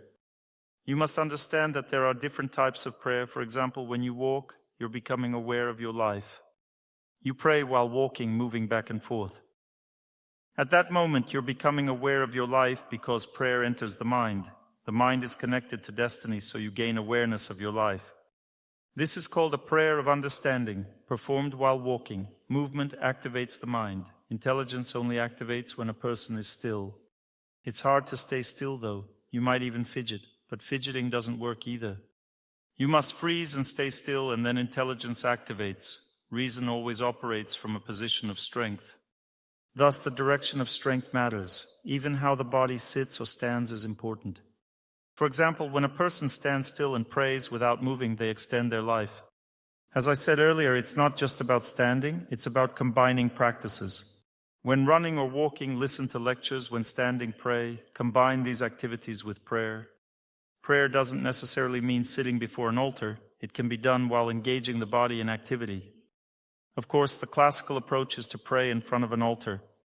When a person stands still, they develop patience toward their destiny. The longer they stand, the more they endure their destiny. When a person kneels, it represents a different body position. Some people can stand for hours but cannot kneel for even 5 minutes. The reason lies in the difference between patience and acceptance of destiny. To accept destiny, one must kneel. This posture compels a person not to endure, but to embrace their destiny. Kneeling before one's destiny symbolizes accepting it. When a person sits back on their heels, they are neither enduring nor accepting. They activate the mechanism to overcome fate, breaking through it. However, trying to break through fate without enduring or accepting it first can lead to frustration. So it's best to start standing, then kneeling, and only later sit back on your heels. These 3 positions complement one another and can be alternated. If one position becomes uncomfortable, making it hard to pray, change your body's position. There are positions that help overcome destiny, and there are simplified positions for those unable to maintain the main ones. For example, sitting cross-legged with a bent back might be the only option for some, indicating a weakened body. Even this position can be therapeutic. Sitting cross-legged and immobile heals the body. However, this posture is not effective in terms of generating strength. It means that for now, the person is unable to generate strength and needs to focus on healing first. Relaxed yet still postures can be therapeutic. Even sitting on a chair with legs tucked under is acceptable for healing purposes, but not for overcoming destiny. Energy flows into the body and heals it during these positions. Later, you can adopt proper postures, as we have discussed. The next posture involves sitting cross-legged but placing one foot on the opposite thigh. This is called the half lotus position. In the full lotus position, both feet are placed on opposite thighs. This posture significantly enhances concentration. It allows a person to deeply focus on their chosen task. Additionally, it prolongs life by addressing areas on the outer sheens where negative energy accumulates. Negative energy tends to settle in the lower body, leading to aging from the feet upward. That's why I emphasize running. It helps release aging energy from the body. Aging starts with the legs, then moves to the lower back and eventually rises higher. If your lower back aches, it means your legs are already affected. Sitting in the lotus position removes aging energy and enhances concentration, making it a valuable posture. The next posture is the butterfly pose, where the soles of the feet are joined and the knees spread apart. This body posture is designed to calm and cool down excessive passion. This posture is excellent for calming women emotionally. Excessive emotionality can harm a woman's hormonal system and lead to infertility, but this posture soothes a woman's emotions significantly. It significantly aids in calming emotions and restoring hormonal balance, even curing infertility. Feet together, knees apart, this is called the butterfly pose. The back is slightly curved, but the person remains toned, not relaxed. These are the main prayer postures I've listed for achieving a strong victory over fate. If you can't sit in these positions, sit cross-legged or on a chair without moving. This will also help you overcome your fate. As your health improves from staying in a motionless posture, transition to stronger positions and alternate them during your prayer sessions. Praying for 25 minutes is enough to maintain a good mood throughout the day. Praying for 40 minutes is sufficient to delve deeply into yourself and understand your destiny. If you pray for an hour and a half, you'll begin to significantly overcome your fate. Praying for 2 hours is enough to fully overcome your fate. If you're going through a difficult period in life that threatens to destroy it, prayer time isn't up to you anymore. I've had 3 times in my life where I had to pray for 8 hours a day continuously for a month. Only after that I felt relief, but I avoided major dangers during that time. Fate had planned to destroy my life. That destruction didn't happen because of what I did, and God helped me. He gave me a break during that time. I wasn't working because I didn't have the strength. If you pray for 8 hours a day, you can't do anything else during the day. It's just not realistic if you're putting in the effort. Prayer must be done in the morning. Evening prayers are for calming down, not for overcoming fate. Overcoming fate in all areas of life, including health, relationships, and connection with God, happen in the morning, but at different times. The most effective time for prayer is the earliest possible time. The earlier you can wake up to pray, the better. The best time for prayer is the earliest possible time. It's prayer time. The next best time is for connecting with nature. From 7 to 9 a.m. is the best time for improving your health. From 9 a.m. to 12 p.m. is the best time for restoring relationships with people. The morning is for overcoming fate. The day is for engaging with fate through work and activity. The evening is for family, and the night is for sleeping or conceiving children. If children are conceived in the evening, they are born emotionally sensitive. If during the day, they tend to be physically weaker. If in the morning, they are highly emotionally sensitive.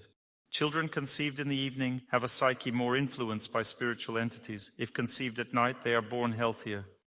You might say, my child was conceived in the evening and is mentally fine. That's possible, but conceiving at night would have been even better. That's my answer. I'm speaking about predispositions. Some people think prayer is about reciting specific rules. And it can be, as it's a way to negotiate with God. These are fear-motivated prayers. People say, see, I'm following the rules. Life should go well for me. God replies, all right, as much as you follow the rules, your life will be that good. This is a deal with God, and people may read lengthy prayers to deepen their understanding of the world, like Psalms or Namaz. These are prayers recited once a day at specific times to set a proper tone for life. These are not prayers that conquer fate. What I'm discussing now has nothing to do with those prayers. These prayers simply improve one's mood and provide life structure. They set a person in the right mindset. A prayer that conquers fate is a short prayer repeated many times using prayer beads.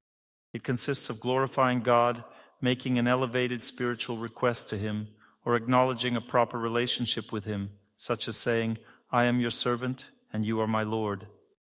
This is the proper prayer that conquers fate. It's short.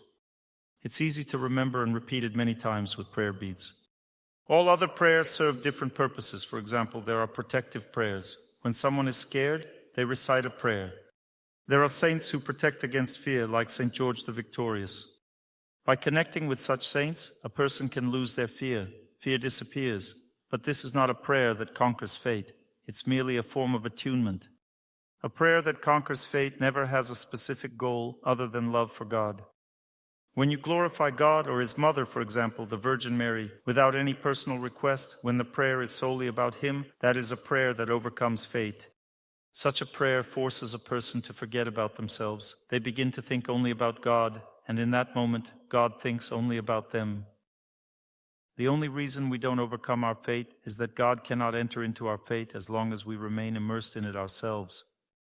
People live within their own memories. If someone forgets about themselves and focuses on God, then God focuses on them. We're not aware of this while it's happening. When we think of God and glorify Him, that's when He works on our fate. Since people can rarely forget about themselves, God is always ready to act at the slightest opportunity. For even 3 seconds of self-forgetfulness, God rushes to address many aspects of our fate. Then, as soon as we focus on ourselves again, He steps back. If you try to control God, what is He doing? How is He changing my fate? You won't succeed. A woman once told me, Dr. Torsunov, I've been praying for my son for 3 years, but nothing has changed in his life. Does this mean prayer doesn't work? I asked, what do you think about while praying for your son? She said, of course I think about my son. Well, then God cannot intervene there. And if I think only about God and forget about my son, is that fair? Yes, it is, I replied. But how will God know I'm praying for my son if I'm not thinking about him? I said, well, you're right. You see, God is old, so He's developed memory issues. You have to constantly remind Him, I'm praying for my son. Do you hear? My son. And He'll say, yes, now I remember. I forgot again. Do you hear me, God? My son, my son. You need to keep reminding Him because He always forgets. God never forgets anything. He resides in your heart and knows what you want to pray for even before you do. So there's no need to remind Him. For example, if you tell your father, Dad, I'm hungry, He'll say, got it, and start cooking. Then you approach Him again, Dad, I'm hungry. Then again, He'll reply, I told you I got it, I'm cooking. Then you keep repeating, Dad, I'm hungry, Dad, I'm hungry, Dad, I'm hungry. Eventually He'll say, stop it, or I won't cook at all. God, of course, is more patient than your father, but why test His patience? A prayer of request is said once. A prayer that overcomes fate, one that glorifies God, is repeated many times. Say what you want once, then glorify God and forget about yourself. You'll see how everything in your life begins to change. There are 3 stages leading to victory over fate and 3 stages of actual victory.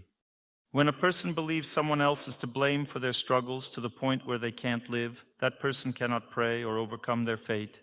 This is because they have a flawed understanding of life. The very idea that someone else, be it the country, government, a loved one, nature, the weather, or the city, is at fault is inherently wrong. You can say anything you want to yourself, and it will seem true that this force is tormenting you. But from the perspective of overcoming fate, this is absolutely useless. To begin overcoming fate, you need to shift your understanding of life to another perspective. Start praying not to conquer fate or punish that fool, but to change your perspective on life. You need to first realize that it's not them who are at fault, but your fate. When you genuinely understand that your fate has brought this person into your life and that's why you're suffering, you'll see that it's fate that's at fault, not the person. This is the first step toward approaching victory over fate, and life will already feel easier. The next step toward victory, realizing it's not your fate that's to blame, but yourself. I must have done something wrong and now I'm facing the consequences, you think. And at that moment your attitude toward your husband becomes normal. It's normal, though something still gnaws at your heart, it's almost normal. But don't stop there. Keep thinking about God, forget about yourself and pray. At the next stage, something amazing happens. Your husband drinks, and it doesn't seem to bother you anymore. A sense of calm emerges in your heart. Then you start thinking, maybe I've become indifferent, maybe I lack a conscience since I don't seem to care that he's drinking. Why am I so calm about this? Maybe I've grown cold and refuse to acknowledge that he's living the wrong way. Why is my heart so calm? This kind of reflection happens because you don't yet understand how fate is defeated. This calmness in your heart means you've reached the point where you can start to overcome your fate. You've gone through these 3 preliminary stages. You've arrived at the victory over fate. While your heart isn't completely calm, the intense turmoil is gone. There's a certain normalcy in your heart now. He's drinking, but I can live with it. Is your husband still drinking? Yes, he is, but somehow I'm living my life just fine. Let him drink if he wants. I'll live my own life. Who has reached this stage? Now let me tell you what will happen next. Listen to the voice of a saint person, but we'll talk more about that later. Just keep praying. You'll eventually reach a sense of lightness in your heart, as if tomorrow he might stop drinking. It'll feel so light and easy regarding him, as if he's about to quit entirely. To your great surprise, he won't stop drinking. That's because you've only reached the first stage of victory over fate, which is called transforming your own fate in your heart. Then the next stage will come unexpectedly. Even though your heart feels light, you'll continue praying. Suddenly, unexpectedly, your heart feels heavy again, even though there is still a sense of lightness. At the same time, you begin to feel a connection with this person. You realize that this connection is unpleasant. You don't love them, you feel resentment and anger toward them, and your attitude lacks kindness and humanity. Then as you continue to pray, at some point you suddenly find that despite their drinking, you can speak to them calmly, like a human being, without shouting or getting angry. This marks the middle of the second stage of overcoming your fate. Do you know what the end of the second stage looks like? You talk to them. You speak, and they listen to you and say, you're absolutely right, but I can't change how I live just yet. This means you have reached the third stage of overcoming your fate. From here, you need to continue steadily forward. Toward the end of the second stage, it starts to feel like your words have complete control over the situation. They listen to you. When you speak, their sense of reason begins to awaken gradually, but their conscience has not yet been activated. It may seem to you that they are just about to quit drinking, but they haven't yet, because they have not reached the third stage. The third stage is when they unexpectedly begin to feel remorse for their actions. This is where prayer comes in. They feel remorse but still cannot stop drinking. They drink as much as before but feel guilt each time. Gradually, 2 parallel processes become apparent. First, they start showing interest in life. They want to get a job, and subtly, without much notice, they begin to reduce their alcohol intake. You may feel like this progress is happening too slowly. Raise your hand if you've reached this stage. Anyone? Probably not. If not, then keep going. An interesting thing will happen then. They become increasingly engaged with life and drink less and less. The third stage concludes when they become deeply passionate about something in life and almost completely stop drinking. For them to completely quit, however, they must reach the first stage of personal development. Their intellect must not only stabilize but start to rise. This is similar to how you stop eating meat or stop waking up late.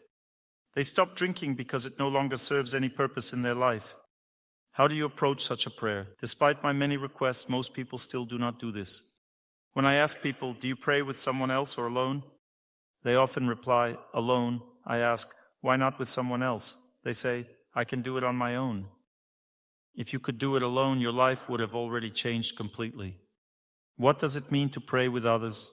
There is a space of overcoming fate, and this space exists in sound. You need to connect to it. How do you connect? By repeating as they do, listening to them, and forgetting about yourself. When you live in their sound and repeat after them, you make contact with God, even if you don't realize it. You must repeat as they do, not in your way. You might say, what am I, a parrot, to copy them? But this is essential to activate your intellect.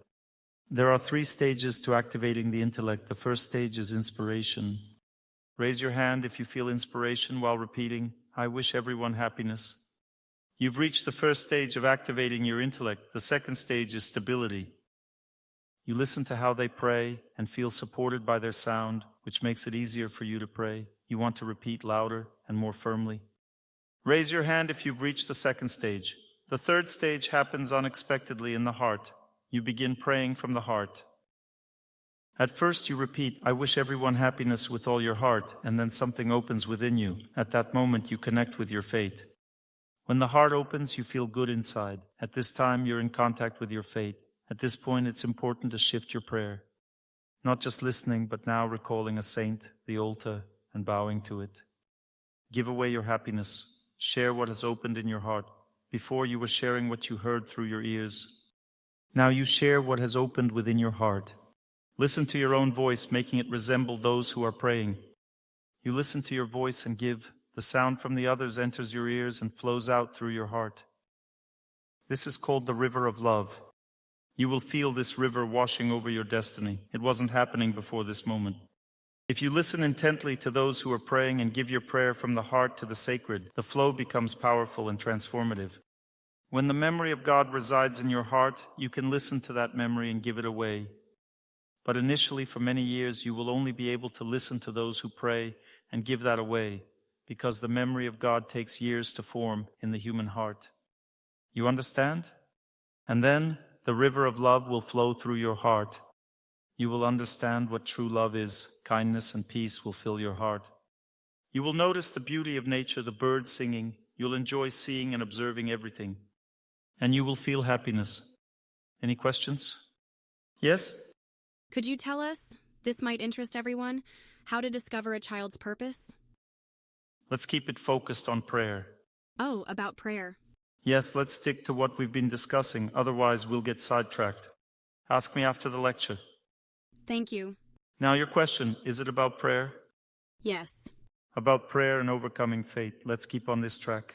If I am Orthodox but find it effective to pray using is that a violation? Is for you to explore. It's a way of learning. You're not planning to change your faith, are you? No. Then it's just a means of understanding the world. It's your experiment. So God won't punish me for it? God is present there as well as here. It's about deepening your relationship with Him, which is called taste. Each faith has its unique flavor of connection to God. You're exploring this world and you're drawn to Om, or as you say, Aum. Go ahead, this is just your experiment.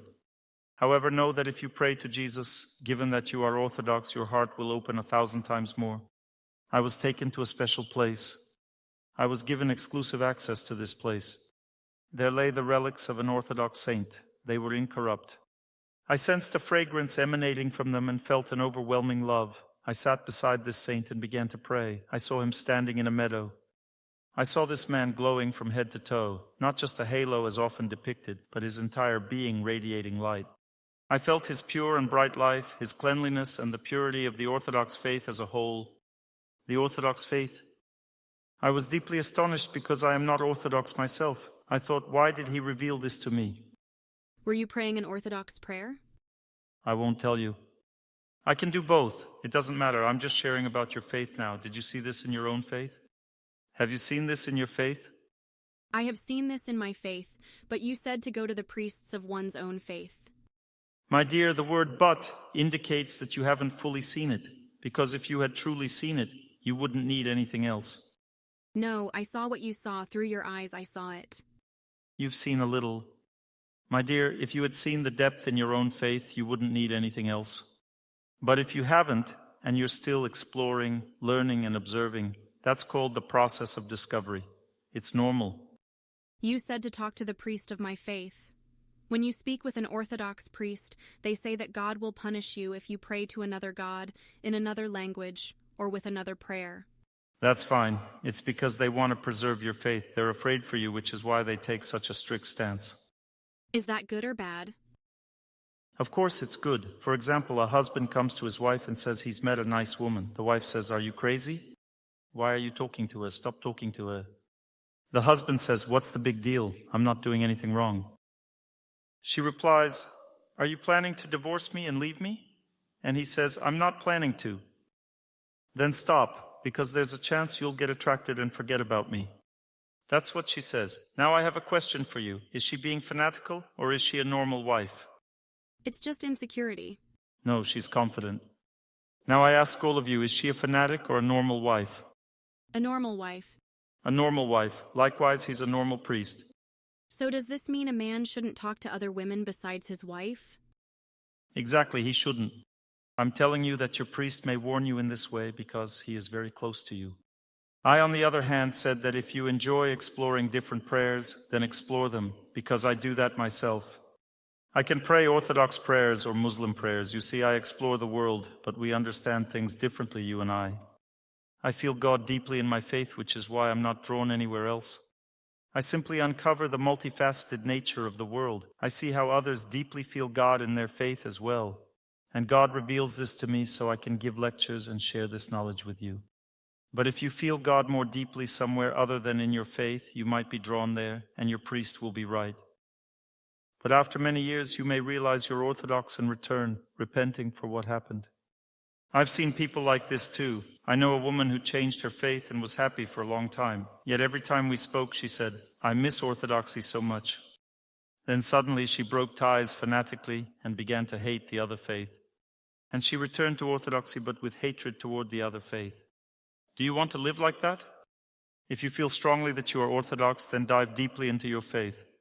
Once you immerse yourself, you can study the world without harm. There's nothing wrong with that. But some people limit themselves intentionally to avoid betrayal. That's good too.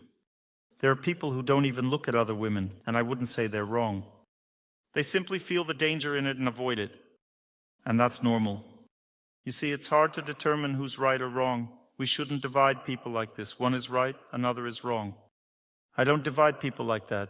I've shared the truth with you, and I've explained how it can be helpful. So if people are trying to preserve others within their faith, are they doing something wrong? Even if they speak harshly or use fear, it's just their lack of refinement. It would be better to speak kindly without instilling fear, but that doesn't mean they're wrong. Maybe they just can't handle it. They lack the strength to kindly explain that something is dangerous. For example, if someone is heading somewhere where they might be shot and they're my relative, I need to kindly say, "Don't go there. It could be dangerous." It's not easy at all. Your question. I wanted to ask, when we wish happiness, I understand it's a setup for prayer. After wishing happiness, I personally transition to praying with beads, and when I recite, in this case, the Jesus prayer. You should never specify.